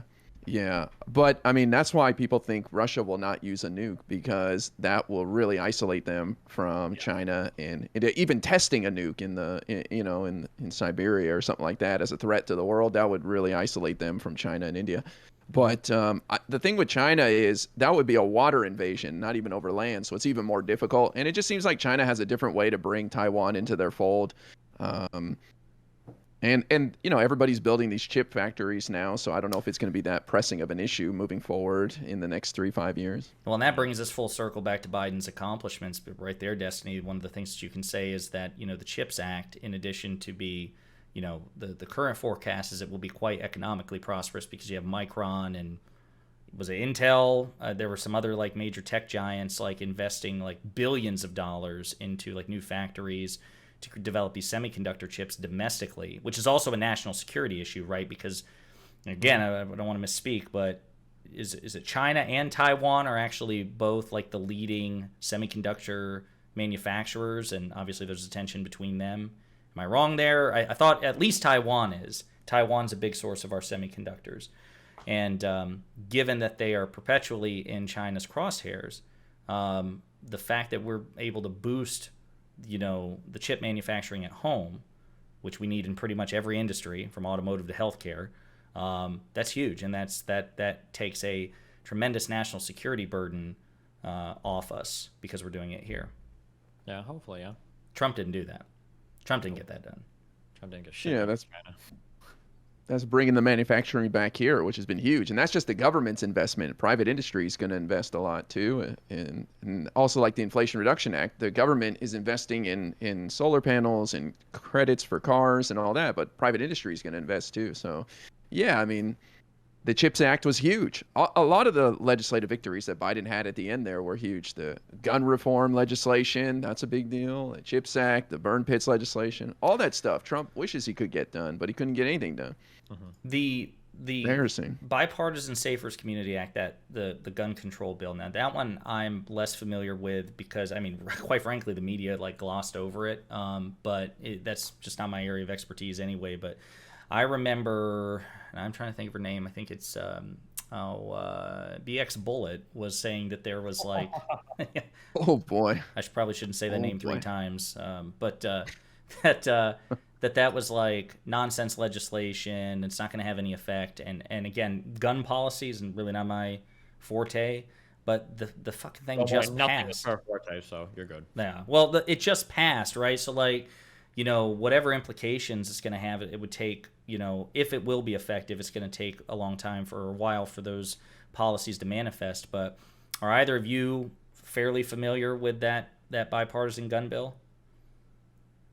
I don't know. I know the key elements of it is $750 billion to help states enforce red flag laws. It expanded red flag laws so that it closes the boyfriend loophole to some degree, because if you don't live with someone but you're in a long-term relationship, you can't use red flag laws, and they close that. It also has people under the age of 21 have more scrutiny now when buying guns, so you can look into their juvenile mental health records and things like that. And it had a big investment in mental health care in general, which I thought was pretty cool, like billions of dollars for mental health care, which I think is a big part of gun control, right? We definitely have a mental health crisis in this country. Yeah. Destiny, why have you not bought an AR-15 yet, by the way? The hell, bro? I got a really, really, really nice shotgun that I haven't even shot yet. I just need more time to go out. I don't know. I spent too much time streaming. I'm working I'm working a lot, and I'm on a big upswing, so it feels weird to like step away from work, I guess. Well, and you say that so ominously with your orange and red background. It's like giving me Biden or Dark Brandon vibes. You talking about guns with that threatening background. I love that speech. I'm sure you guys did too. Live from the gates of hell. Yeah, that was a great speech. That and the screenshots or the JPEGs that they would always have of Biden, like I was like that. You actually made Biden so much cooler than what he was prior to that. Like I don't know, it was pretty cool. They said that according to news reports, said that White House staffers in particular were really leaning into the Dark Brandon imagery and the iconography. Biden probably had no idea what the hell it meant, right? But probably, yeah. I think it's good that they did that. I like that. I mean, the new White House, the person running the White House account now, Twitter account. Yeah, man, she's sharp, dude. Like she's like dunking on Republican. You had to delete a tweet. Oh yeah, because of the context check or whatever. Oh wait, which one was that? It was about jobs, wasn't it? Unemployment? No. It was about the largest increase in Social Security benefits is thanks to this administration. Which wasn't it's actually tied to what's that? That wasn't technically true, right? No, it's tied to CPI, which is the inflation index, consumer price index. But Biden took credit. That's because of me. But it's true. It happened under his administration, technically, right? But they deleted it because it got fact checked over on Twitter. But that's badass. I want to push that envelope. That's what I'm talking about. That's that misinformation angle that I'm talking about, Destiny, right there. You're thinking we're putting out conspiracy theories. I'm just talking about pushing the envelope a little bit. Well, in a way that Republicans do all the time. So, like, again, one of the big ones is, like, when I tout Biden's jobs record, I get a lot of people saying, well, that's just people going back to work after COVID. And it's like, okay, the metric by which Biden evaluates jobs is the same metric by which every president has, evaluated job growth, Republican or Democrat. Why would we make some sort of special caveat or asterisk for Biden and Trump that we would never do for any other president and that no president would ever do for a Democrat? Like, sorry. I don't know. I just, to me, that's where, I don't know about the misinformation thing, but it's like, I do believe that we have to reject certain double standards and try to reshape narratives because, like, even the myth of the liberal media, you look at any mainstream outlet, even MSNBC, from time to time, but Reuters, AP, CNN, they're as likely to trash Biden as praise him, right? Because they're motivated by sensationalism and clicks. They're nowhere near as ideologically driven as Fox News, OAN, Newsmax, and then, of course, the big conservative commentators online. They do not. The mainstream liberal media does not close ranks around Democrats to cover for them in the way that right-wing media does for conservatives. It's just never been the case. There's a double standard. Yeah, I can believe that, yeah. Well, I mean, there's a whole group of people out there that don't want to accept reality, and right-wing media steps in and says, hey, listen, we were all cheated and we were all robbed. I think it's to their detriment because if you don't revisit why you failed, if you don't do a post-mortem and figure out, hey, what did we do wrong, then you're doomed for failure in the future. And that's why I think MAGA is going to fail over time because Trump's just sitting here harping on it. It was all stolen from me, meaning I did everything perfect, just the system failed me. And that's not a recipe for success in any environment, in anything you pursue in life. Yeah, I always kind of had that feeling is that, like, I feel like eventually, if it hasn't started to already, there's going to be a lot of people that are just turned off by the crybabiness because he's such he whines so much. It's pathetic. Well, that's why I think Ron DeSantis also feels, and the guy's 44 years old. He's talking about, trans kids and all the issues, the red meat they want, while Trump is sitting there harping about 2016 Hillary's emails crap. Nobody wants to hear that. Yeah, it's kind of cringe. It's super cringe. That stuff's boring. Will they bring up cancel culture, do you think, in your conversation with them tonight? I don't know, because I don't know what the topic is, if it's just like midterm discussion about... I mean, if they are, like, I feel like, as much as I think actually Elon has valid points about, like, being able to ban people from him personally, I'll just clown on them for the Elon shit. Hell yeah. To me, it's interesting, though, because I feel like it's just we're constantly told that cancel culture is this leftist construct, even though Republicans and conservatives have done it since time immemorial and would absolutely do it again if they were the quote-unquote dominant cultural power. And I don't think any of them own that. Like, I don't think any of the people that you're going to be sparring with have said, yeah, you know what, this is a genuinely both sides issue, and conservatives do not have the moral high ground here. They just kind of pretend that, they don't cancel people or try to fire them or, for their opinions, but it's not true. Yeah, I love that you go in there and fight with these people, man. I look up to it, and I hope to be out there a couple years doing the same thing. I think we need some liberals pushing back, man. They just running over us with all this crap. But I'm gonna take off here in a minute. But are you? I wanted to ask you about Twitch. Like, if Twitch were to offer to unban you, would you duo stream over there? Dual stream, whatever. Probably not. I think I would but I would stream with other people. It'd be nice to be able to do that again. But I don't think I would risk the duo stream. It's just not worth it. And I have like so much freedom. Like we're pretty wild over here now on YouTube, and it feels good.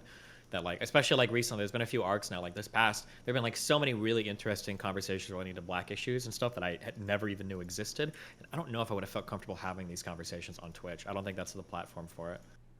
Damn, that's awesome, man. I feel like the sky's the limit for you. I really think I need to come over here full time on YouTube. Twitch is just. I wouldn't go full time. Like I would just duo stream. Just keep duo streaming, and then if you get banned, you get banned, and then switch over. But well, getting banned sucks because then you lose the opportunity to do anything. But yeah. I've been pretty pleased that you've been putting out more Just content, IRI, by the way. That I see like your videos are like you're constantly posting more isolated videos, very topical. It's good stuff. Yeah, I'm just chopping up my stream content, putting it as highlights on YouTube, and some of it is doing pretty well, but fucking Twitch, man, it sucks over there without you, Destiny. I tell you, man, unless you're orbiting Hassan, you're completely fucked. There's no way to grow at all. Yeah, it's like. And I'm not gonna do that. Yeah, it's super cringe that like I feel like there's 3 big politics streamers now, and it's like Hassan and then Mike and then Denims. Whoa, you're putting Denims up there? Interesting. She's getting like 700 viewers now that she started her fans house and everything, and she's like a Hassan, like she'll parrot all of his points and everything. But like, is there anybody else at that level? No, but she's just started getting up those numbers. But I thought it was because like Hassan's not streaming that day or something. I haven't really been paying attention that much. No, she's. But you're right. She can get like 1,000 viewers now, yeah. And then Mike is doing his thing, whatever, yeah. But yeah, I mean, you're right. Those are the only people over there that have significant numbers, and not my cup of tea, man. You two were both at TwitchCon, right? Yeah. Did you guys get a chance to meet that porn star before she crushed her spine? Oh, Adriana Chechik? Yeah. No, I'm not in that friend group at all. Nope. Gotcha. That sucks for her though. Holy shit! Apparently she had to like abort a pregnancy and everything too. Jesus. Yeah. Oh, I thought she like it just straight up was a miscarriage. But like, do you think that's going to be a big scandal for Twitch in terms of like a payout? I mean, I imagine they're going to have to pay out, but it's probably going to be a big liability thing. Find out who was responsible, right? Do you think there'll ever be another TwitchCon again, or like, will that be the end of it? Oh yeah. Oh no, of course there will be. There's going to be like insurances or something going on, right? I imagine, hopefully, maybe. Yeah. It's like a vendor's booth or whatever, so I'm sure Twitch will find a way to put it on them, you know? TwitchCon was awesome, man. I tell you, that was a lot of fun. Was it, because I'm not really up to date on like the drama lore, but I thought I saw something to the effect of, did you, IRI, get into you probably didn't scream, but did Haas get into a screaming match with you? Yeah. I instigated that whole thing because Haas and Jackson walked by and nobody noticed them. And I was like, yo, Haas, I saw him and I brought him over. I wish Destiny was there because it was out front. So that would have been hilarious if Destiny was there. Melina was nearby, but she doesn't know Haas, so didn't interact. But I just filmed it. I just sat there with my camera filming, laughing. So I thought it was hilarious. You're a shit stirrer then. You just... oh, yeah. Yeah. I think when you begin that story with Haas and Jackson were walking by, nobody noticed them. I imagine like that's the worst case scenario for the two of them, like the absolute hellscape. One of my favorite moments of all time in this space is when they tried to pull a Sam Cedar on, I think it was Destiny and Dylan. Oh yeah. And Destiny, you didn't even react. That was my favorite part. Just like, oh yes. It was so, because Jackson didn't even have anything to say. Oh god, that was so fucking cringe. I felt so bad for him. And he was flexing. I should have reacted just because of how bad I felt. Yeah. No, you shouldn't have. You shouldn't have. It was great because it was just like a lot of, and then you were just like, "It's cool, man. How are you?" Yeah. It's just funny how Haas crumbles when he's with Destiny, but anybody else he barks and makes a bunch of noise. But every time he's around Destiny, he's just like little brother mode instantly. Yeah, he got super ass mad that I didn't shake his hand when I was like outside his house, his apartment down in LA, I think, or someplace. He carries that with him. Did you see him? Did you look down? Was he tall or short? I'm not sure. Actually, I don't remember. Damn. Hey, listen, short kings. Okay, we don't do those kinds of jokes here. No, it's okay, man. I'm one too. I get it. I don't know what's funny about some of those groups of people is I was surprised. Oh wait! I'm talking about Jackson Hinkle right now, not Haas. That's why. Sorry. Oh, gotcha. He's tall, right? But taller. Fair enough.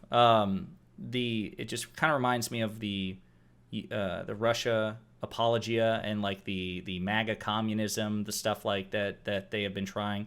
The Yankee tanky guy, I've seen some of that back and forth. Like, do you think that there is a sincere?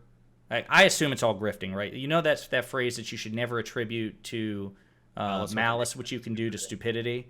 I actually just assume people are trolling and don't sincerely believe the things they believe. Is that the case for these Russian apologists that you have seen and that you've debated with? Like, do they genuinely stand for Russia? Yeah, I think they do. Gotcha. Wait, Desi, you think I can actually get banned on Twitch for duo streaming? Have you ever heard of anybody getting banned for that? No, but I was thinking that for like covering edgy political stuff. Oh, but you're pretty safe, so. But you're probably okay. I think I'll be okay. Yeah, I think you're right. I should try it for sure. Mm-hmm.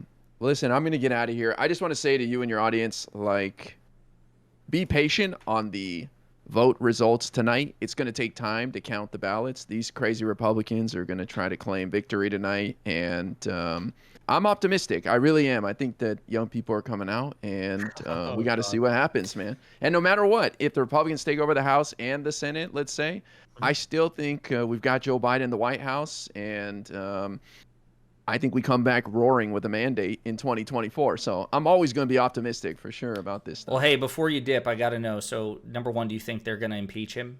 Because Kevin McCarthy was kind of coy about this when he was asked the other day by CNN, of all people. Like, he actually sat down for a CNN interview, and he was kind of coy about whether or not they would impeach Biden.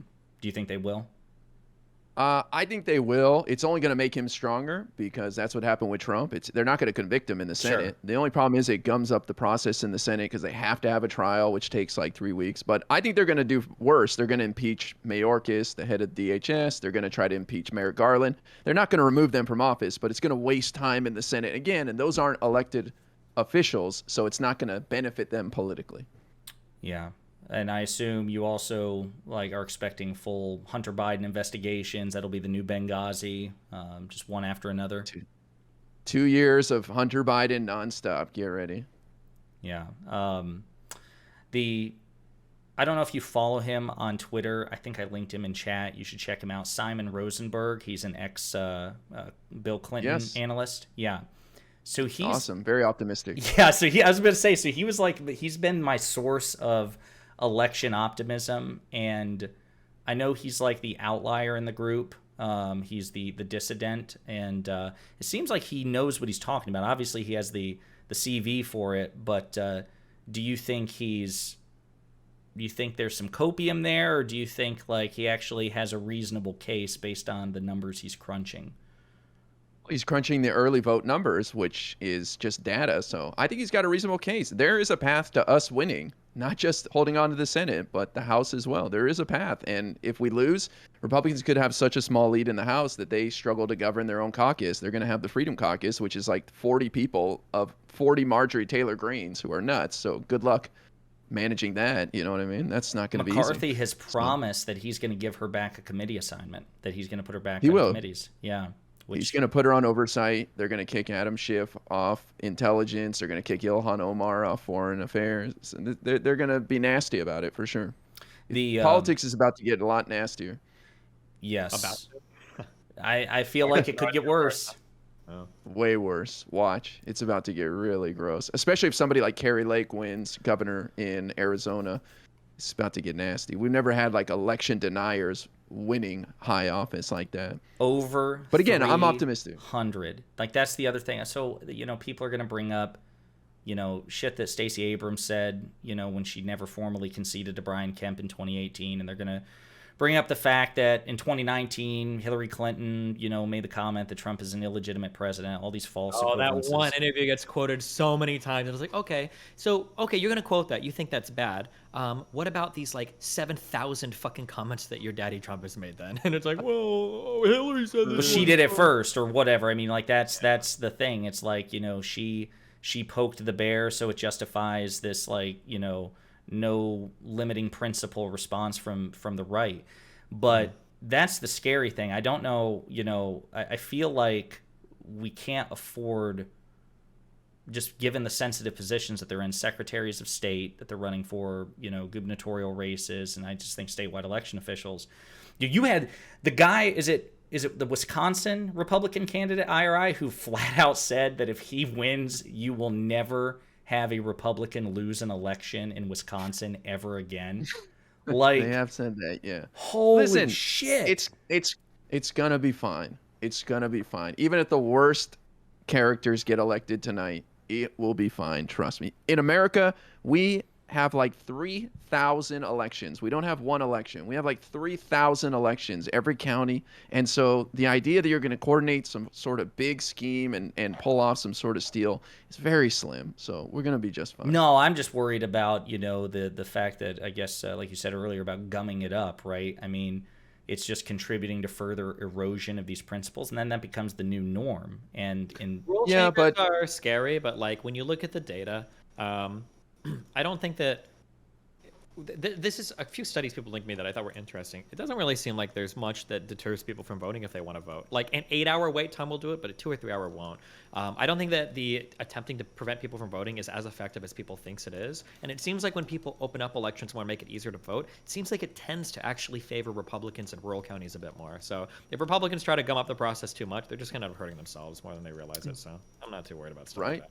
Do you think there's a credible case to make? I was having some arguments with people on Twitter earlier today, off and on, about like ballot harvesting, right? Outside of the theory, what is exactly wrong in your opinion, if anything, because they still have to be, they can't be fraudulent, right? I mean, the signatures still have to match, there's still, I mean, there still has to be dated correctly and all these things. To me, it's like the equivalent of handing your completed test to a classmate when they're going up to hand theirs to the teacher, right? So who gives a shit? Well, the argument is like you could pressure someone to fill out the ballot the way you want, like some old person. So, or Republicans bitch about chain of custody, about ballots being sent proactively to eligible voters. Like, they didn't request that ballot. It's like that's stupid. I don't know why the fuck Republicans complain about that. That's dumb. But the ballot harvesting, I can see where it's like the nice thing about voting is you're supposed to be able to go into a voting booth, do a vote, seal it, and nobody will ever know what you voted for. That's supposed to be your right as an American citizen. And ballot harvesting might tamper with that. Although there are some cases where I can see it maybe being legitimate, like nursing homes, I think is a really good example of that. Look at you being soft for old people. Unbelievable. Yeah, true, yeah. Well, one of the doors I knocked on with Katie Porter, a woman was just laying in the living room in a hospital bed, just sitting there. And so, like, that person's not able to vote if they don't have Did she vote access. IRI? Yeah. She was fired up. She's like, I'm voting today. And we were like, okay. She's like, yeah, someone's coming today or whatever to help her. But yeah, like, we need to make it more accessible for people like that. I mean, literally laying in her living room in a hospital bed, I love your commitment to democracy. You're so devoted to Democrats that when you canvass, you will interrupt a prayer vigil for a woman in hospice. You're like, excuse me, ma'am, before you tip over. Wait, is this a reference to something? What? No, that's what he said. He says he knocks on the door and he sees a woman there laying in a hospital. No, she's in a wheelchair. She's not having like fucking... I thought you said a hospital bed. No, she was a hospital. She had like a real hospital bed in the middle of her living room, taking up the whole room. But she was still inside her house, just chilling, watching TV in that hospital bed. She might have been dying. I don't know. I didn't ask. Hey, are you almost dead? Make sure you vote before you die. That's true. Technically, we're all dying.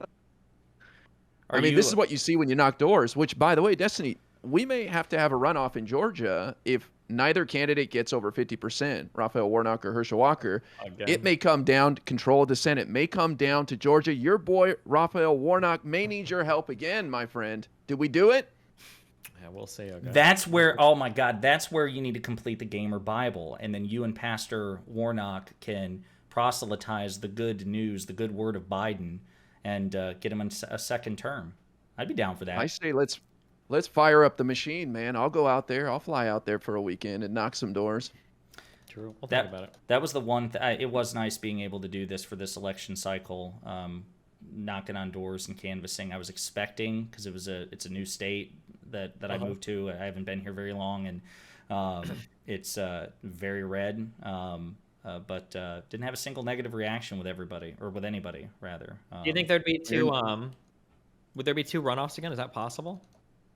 Well, I don't think the governor race is going to go to a runoff, but only one Senate race is on the line this time, as opposed to when we were out there. Both of them were. Yeah. Ossoff isn't running for re-election. I mean, he's not up for re-election right now. He won a right? full term, yeah. Yeah.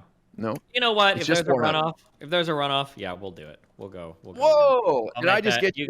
I'll make that commitment to you right now, IRI. Okay. Yeah. If there's a runoff, You'll do what? If there's a runoff, we'll do another canvassing thing. At least I'll commit to one event. Maybe One two. weekend.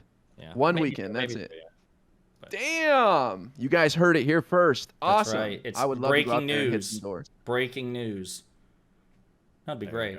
go. When great. are they? All right. What's the projection? Hey, the projection before? Are they saying it'll be a couple of days before the votes are completely tallied?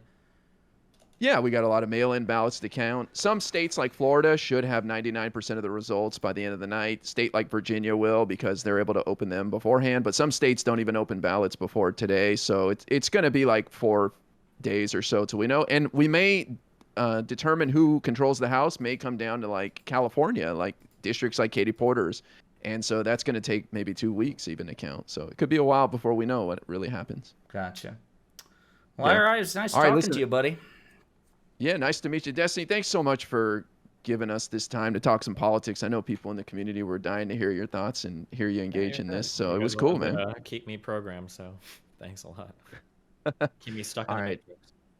See you, Hell yeah. IRI. Okay, I'm gonna hang out for just a bit more to pick your Yeah, brain, have fun. Destiny. I'm gonna use the I'll rest talk of to you guys later. All right. See you, So- IRI. guy.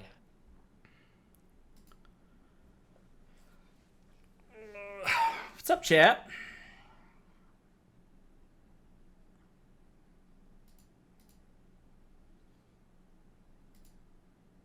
This is not working.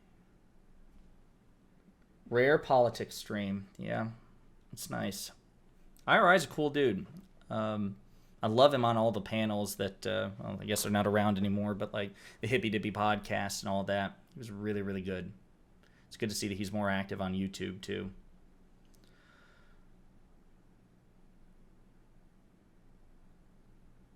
Thanks for coping with us, girl's name. Listen, I'm a cynic by nature, so I don't share IRI's optimism. I expect that there will be a red wave. I was shocked that the Senate would be competitive for the longest time. It seemed like we would maintain our advantage there. So I don't share his optimism. I'm expecting the worst. But I guess best case scenario, President Biden still has, the power of the veto, and it's extremely unlikely that Republicans would be able to caucus sufficiently with Democrats to be able to break his veto for legislation, even though Republicans really aren't big on legislation in the first place. So, Ruminate, what made you pick that name? Honestly, in hindsight, I wish I picked a different name. Ruminate, like the slogan of the channel is pondering politics and pop culture, because I'm like a really big pop culture geek. But just with the political climate, I've been spending more time ranting about politics on TikTok and YouTube. But the spelling of ruminate, the RUMINATE, was taken. And for some stupid reason, what I should have done was RUMIN number 8, but I just stupidly added the number 1 instead. And so, like, when I get in conversations with people on TikTok, they're like, what's a RUM1N8? And I'm like, oh, Jesus. So you got to do, like, the whole phonetic alphabet, but... What I think about the Ohio race, that's not looking good. Last time I checked, J.D. Vance was up by 10 points, which is baffling, right? Because he is so unlikable. And you want to talk about like a breakneck change, right? He was actually like a very outspoken Trump critic for like the first few years of Trump's term. And then he just did a 180, man, like embarrassing, like Ted Cruz level sycophant. And so between that and the fact that he has an elitist background, and Tim Ryan is a pretty competent politician, he's been really good with the campaign. He's been doing his part to distance himself from President Biden and the Democrats. I'm surprised. I really am surprised that J.D. Vance was leading by like 10 points.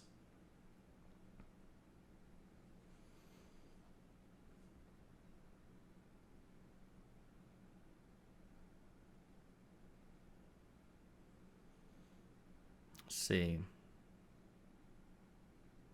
Come to DGG. I don't know what that means. I think I am in DGG, right? I'm here in the server. Would you mind hopping off the call? You're pretty sleepsy. I think I'm going to stick around even longer now. The House and Senate always flop around. It's really tough on incumbent majorities from everything I've ever seen. Yeah, no, that's true. I mean, that's the historic trend. But you would think, given that the stakes are higher than they've ever been, that some of those trends would deviate. Not really.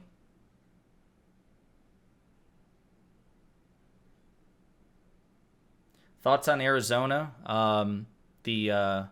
The Carrie Lake thing. I mean, IRI is right. Carrie Lake she's probably, I think you could make the argument that Carrie Lake is the single scariest GOP candidate, somebody who's not a sitting member of Congress already. She's terrifying. Hot, though. I mean, she's attractive for an older woman. But you want to talk, like, you just absolutely, like, her pupils don't dilate. She's crazy. She drank the Kool-Aid. That's scary. And she's very hostile to the press. She's able to weaponize a lot of Trump's aspects, I think, very well. She's able to appropriate them. So she's hostile to the press. She knows how to be hostile to the press in a way that engenders her to her base, I think in a way that even like Marjorie Taylor Greene doesn't. And yeah, she's a really good campaigner. And that's another one that's kind of scary, right? She's running against Katie Hobbs, and she's leading. She has that fluoride stare. Yeah. Thoughts on the Brazilian election? I thought it was cool that Lula won. I was legitimately expecting Bolsonaro to not begin the transfer of power process. I guess he still hasn't formally conceded, but it says something. I mean, he kind of like holed up in his mansion, his compound for a few days and was like radio silent. And I was expecting him to pull a Trump, but so far he hasn't. He may, with his remaining time in office. But unlike Trump, he immediately authorized, or like within a few days, authorized his chief of staff to begin the transfer process to get Lula back in power, which is pretty based, as you would say.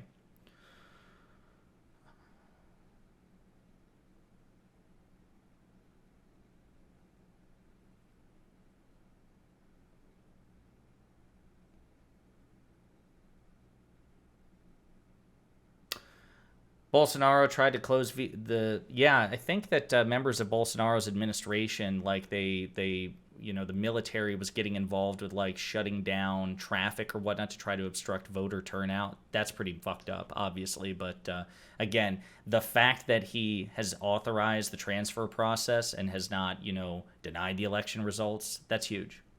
Talk about Bolsonaro. Oh, yeah? Yeah.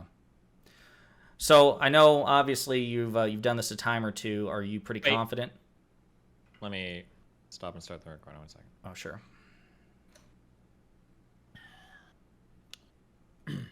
Okay. What are you asking? Now, are you pretty confident, given that you're going to be the either the lone wolf among the sheep or the lone sheep among the wolves? Do you even give a shit at this point?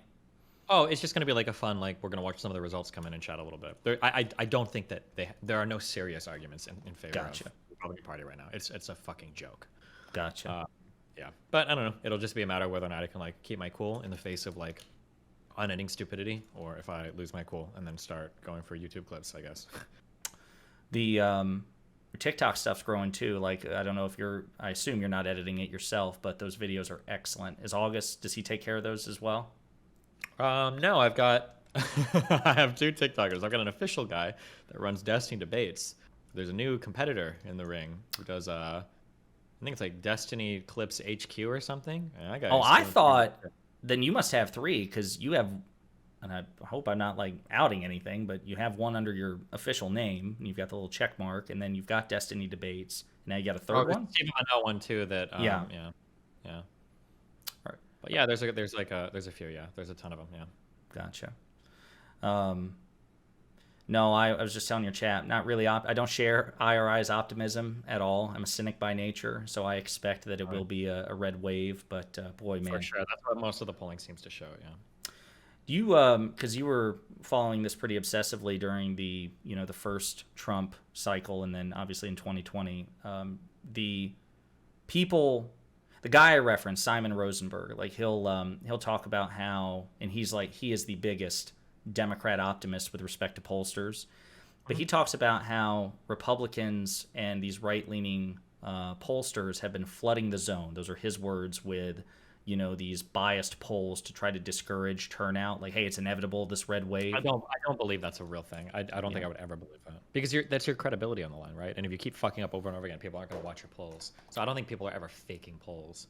Yeah, it seemed perplexing to me, because I remember 538, they're just an aggregator, and they got put through the ringer in the last election cycle, right? I mean, there were a lot of people saying Nate Silver doesn't know what he's talking about, because the projections were that Trump was going to win in a landslide, and it turned out to be very different. And then they projected that Republicans were going to win Georgia comfortably, and all these things. So it seems like there's this ubiquitous distrust of polls that I don't recall, and not just on the right, but also on the left, in ways that I don't remember, during Obama's second term, and even the first Trump term, or the first Trump election. I don't remember. It seemed like people were pretty quick to hold these. People were just mad that Trump was predicted. There was that one WAPO projection that was so bad that showed Hillary winning 99-1 or something. Do you do the betting markets, right? You look a lot to the betting markets as far as how elections will go, or am I making that up? I used to. Yeah, they're interesting. I think they're instructive. Yeah, I think that's they can be. Yeah. Are they? Do they tend to follow the polls, or are there these critical deviations? Are they a completely different source of information, or they affirm the polling data? I haven't looked recently. I'm not a midterm kind of guy. I'm a primary election kind of dude. So I haven't followed it much these times. Predict It used to be one. I don't know if they got in trouble and they're cutting down now or what, but Predict It. I'll have to check that out. Yeah, I don't know. I was telling them too that the upshot is obviously that they'll never get. I shouldn't say never. It's extremely unlikely that the GOP will get a veto-proof majority, and that they won't be able to caucus with enough people to overcome Biden's veto. So that's good. But we have right now for controlling the Senate. Right now, the betting markets have it at about 80-20 in favor of Republicans. Oh shit! So it's pretty big odds. If you really think the Democrats are going to win, you got 5. Oh no, yeah. Like I said, I was telling them too. It was really heartbreaking, because it's bad enough the idea that just one chamber under control of Republicans, because House Republicans have been even less willing to cooperate with Biden than Senate Republicans. That's the great irony here, is that Mitch McConnell is considered the Grim Reaper of progress and legislation, but he's worked with Biden far more and has been far more willing to do it than McCarthy has. So McCarthy has assumed that role, and you almost get the impression, or at least I do, that McConnell probably hates McCarthy, probably thinks he's an idiot, but and he probably has at least some respect for Biden, right? How long did they work together? Forever. Did they share? Yeah, decades. As a matter of fact, did you know that I think it was McConnell's idea to name a piece of legislation after Beau Biden, when Beau Biden died, and he gave the speech, McConnell did, on the floor of the Senate, that they've decided to name the bill after Beau Biden in front of Joe Biden, and Joe Biden started crying. So I don't know. I mean, it's hard to think of that withered old vampire as being, sincere at all. But I do think McConnell, politically true. That's what he does. Would you describe McConnell as an institutionalist, given that he's been willing to break norms, or do you think he's a surgical anti-institutionalist? How would you describe him? I don't know. It's hard to, more so than Trump for sure. The filibustering thing is so weird, and the nuclear option and the Supreme Court judge, just because that was a back and forth that had gone on for so long. I wouldn't put him on the same level as Trump. No, I agree with that. Actually, I think that even among sitting members of Congress, that McConnell is more hesitant to break traditions unless he is convinced that it's the winning hand, and then of course principle goes out the window. But I think somebody like Ted Cruz would gladly part with norms and traditions much quicker than McConnell. But that could be that sycophant energy. I feel like Cruz is more principled, but like who the fuck knows, dude? It's hard. It's really hard to make these predictions. I'm not sure, right? Do you think, given the tension between Trump and DeSantis, that do you still think that DeSantis will not try to get in Trump's way and seek the nomination himself? It just feels so self-destructive to both of them, and Trump doesn't care. So like you're playing chicken with a guy that's suicidal. Would DeSantis do it? Because like if DeSantis, this is just and it's just a feeling. These are all feelings. None of this is polling data. The feeling that I have is that DeSantis is a politician with a political future and probably some kind of care for himself and the Republican Party. Trump has no care whatsoever. Do you want to oppose somebody like Trump when you're trying to run, when this guy doesn't give a fuck? He'll burn down the whole house and not give a fuck about anything. Yeah, like Joker energy. Just he'll take the whole house out. He doesn't give a fuck about anybody but himself and his legacy. That's it. I don't know if he cares about his legacy. I think he just cares about himself in the now.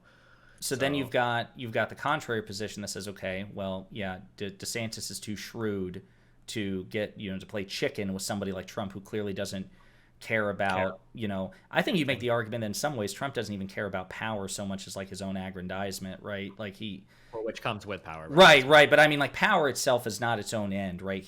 He would rather not be.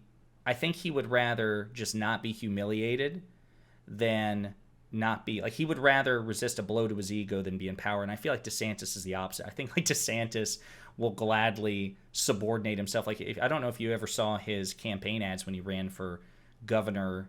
I think it was in 2018.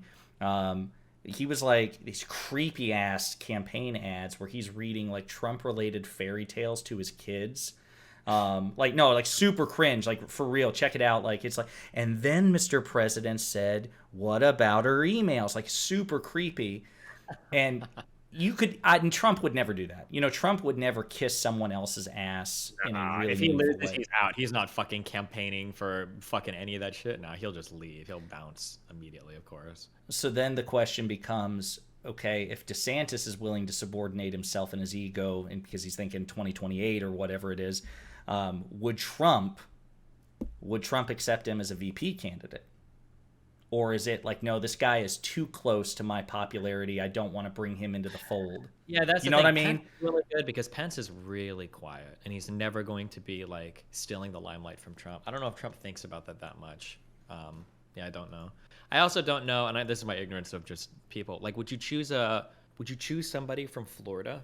Don't you usually want to shore up? I know Florida went to Obama, but like, are Republicans really at a risk so much for losing Florida that they would pick DeSantis for the VP pick? Or would you go for somebody from more of a swingy state? My understanding, yeah, I mean, I agree that the conventional wisdom is that you would pick a running mate who compensates where you're weak. But I mean, and I'd have to, I guess, brush up on my data, but you look at Vice President Harris, I don't think she brought anything to the table that Biden didn't already have, except maybe women.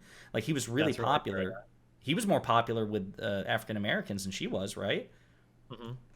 So I don't know what she brought to the table. And as a matter of fact, people are saying you can't choose a VP from the same state as the president. Is that like a rule? Why are people saying you can't do that? No, I don't. I'm not aware of any like campaign related rule that says, because Trump resides in Florida, but he's not like from there, and I don't know. I'm not aware of a rule like that. Let me check. Maybe they mean like a realpolitik rule. I don't know why people in chat were saying that. Can you Gab 5. A VP from the same state? It's a rule Cheney had to change his state. No, they usually just choose one from another state because they'll have a bigger bit. Yeah. But like, there are people, and I think it might have been actual justice warrior. Wait, what was the rationale for choosing Harris? Other than to maybe short progressive votes, but they're not going to Trump. He made a commitment. Biden obviously he made the commitment that he was going to pick a woman vice president, and I think at the time it was Warren, Harris, and then imagine this bizarre world, Tulsi Gabbard, right, or Amy Klobuchar, but two of them are white, one's super old. Tulsi was persona non grata with the Democratic Party, not popular at all. So I don't know if it was just, hey, I said that I'd pick a woman and she was the least Yeah, but she was even then, if I remember correctly, she had a brief boost after the first debate when she went after Biden on the busing thing. Mm-hmm. But she's never been very popular. Like, even now, I think that she still has lower popularity than Biden does. So, I don't know. I feel like the conventional wisdom would be that Trump should pick DeSantis, but I just don't think that Trump's ego would tolerate bringing a near peer or a rival or someone who's seen as the next Trump, the better Trump by some people. I don't, you know what I mean? Even though it might make more sense to close ranks and have a ticket of the two strongest people. Yeah, I agree. Do you think he'll run? Trump? Oh, do I think Trump will run? Yeah. Feels like it. Right. I don't know. Like it seems weird to me. Why would he be like campaigning and doing all this shit right now if he wasn't? I feel like it's weird that he's delayed so long. Like so you read some commentary and they'll say things like, because he lost last time and by a pretty reasonable margin. I think most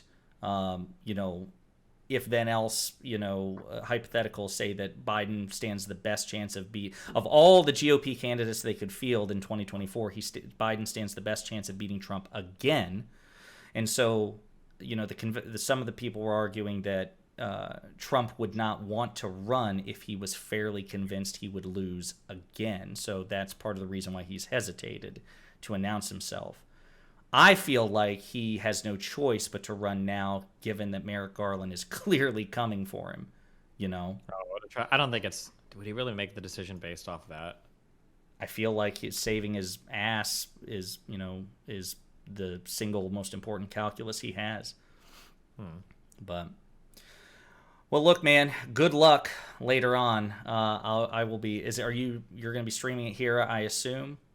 I hope so. I should be able to. Yeah. Good. I'm looking forward to it, and I left you some notes and some links in the server in case a debate comes out. But thanks for having me, and good luck tonight.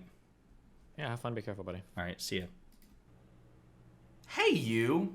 Yeah, you. Thanks for watching. If you liked the video, and I hope that you did, please be sure to hit the like and subscribe. Also, my link tree is in the description below, so if you have a sec, go ahead and share the love on all my social media accounts. Also, if you want to express an opinion, eternal devotion, or undying contempt, go ahead and leave a comment because we're always looking for feedback. And on that note, I look forward to pondering politics and pop culture again with you very soon.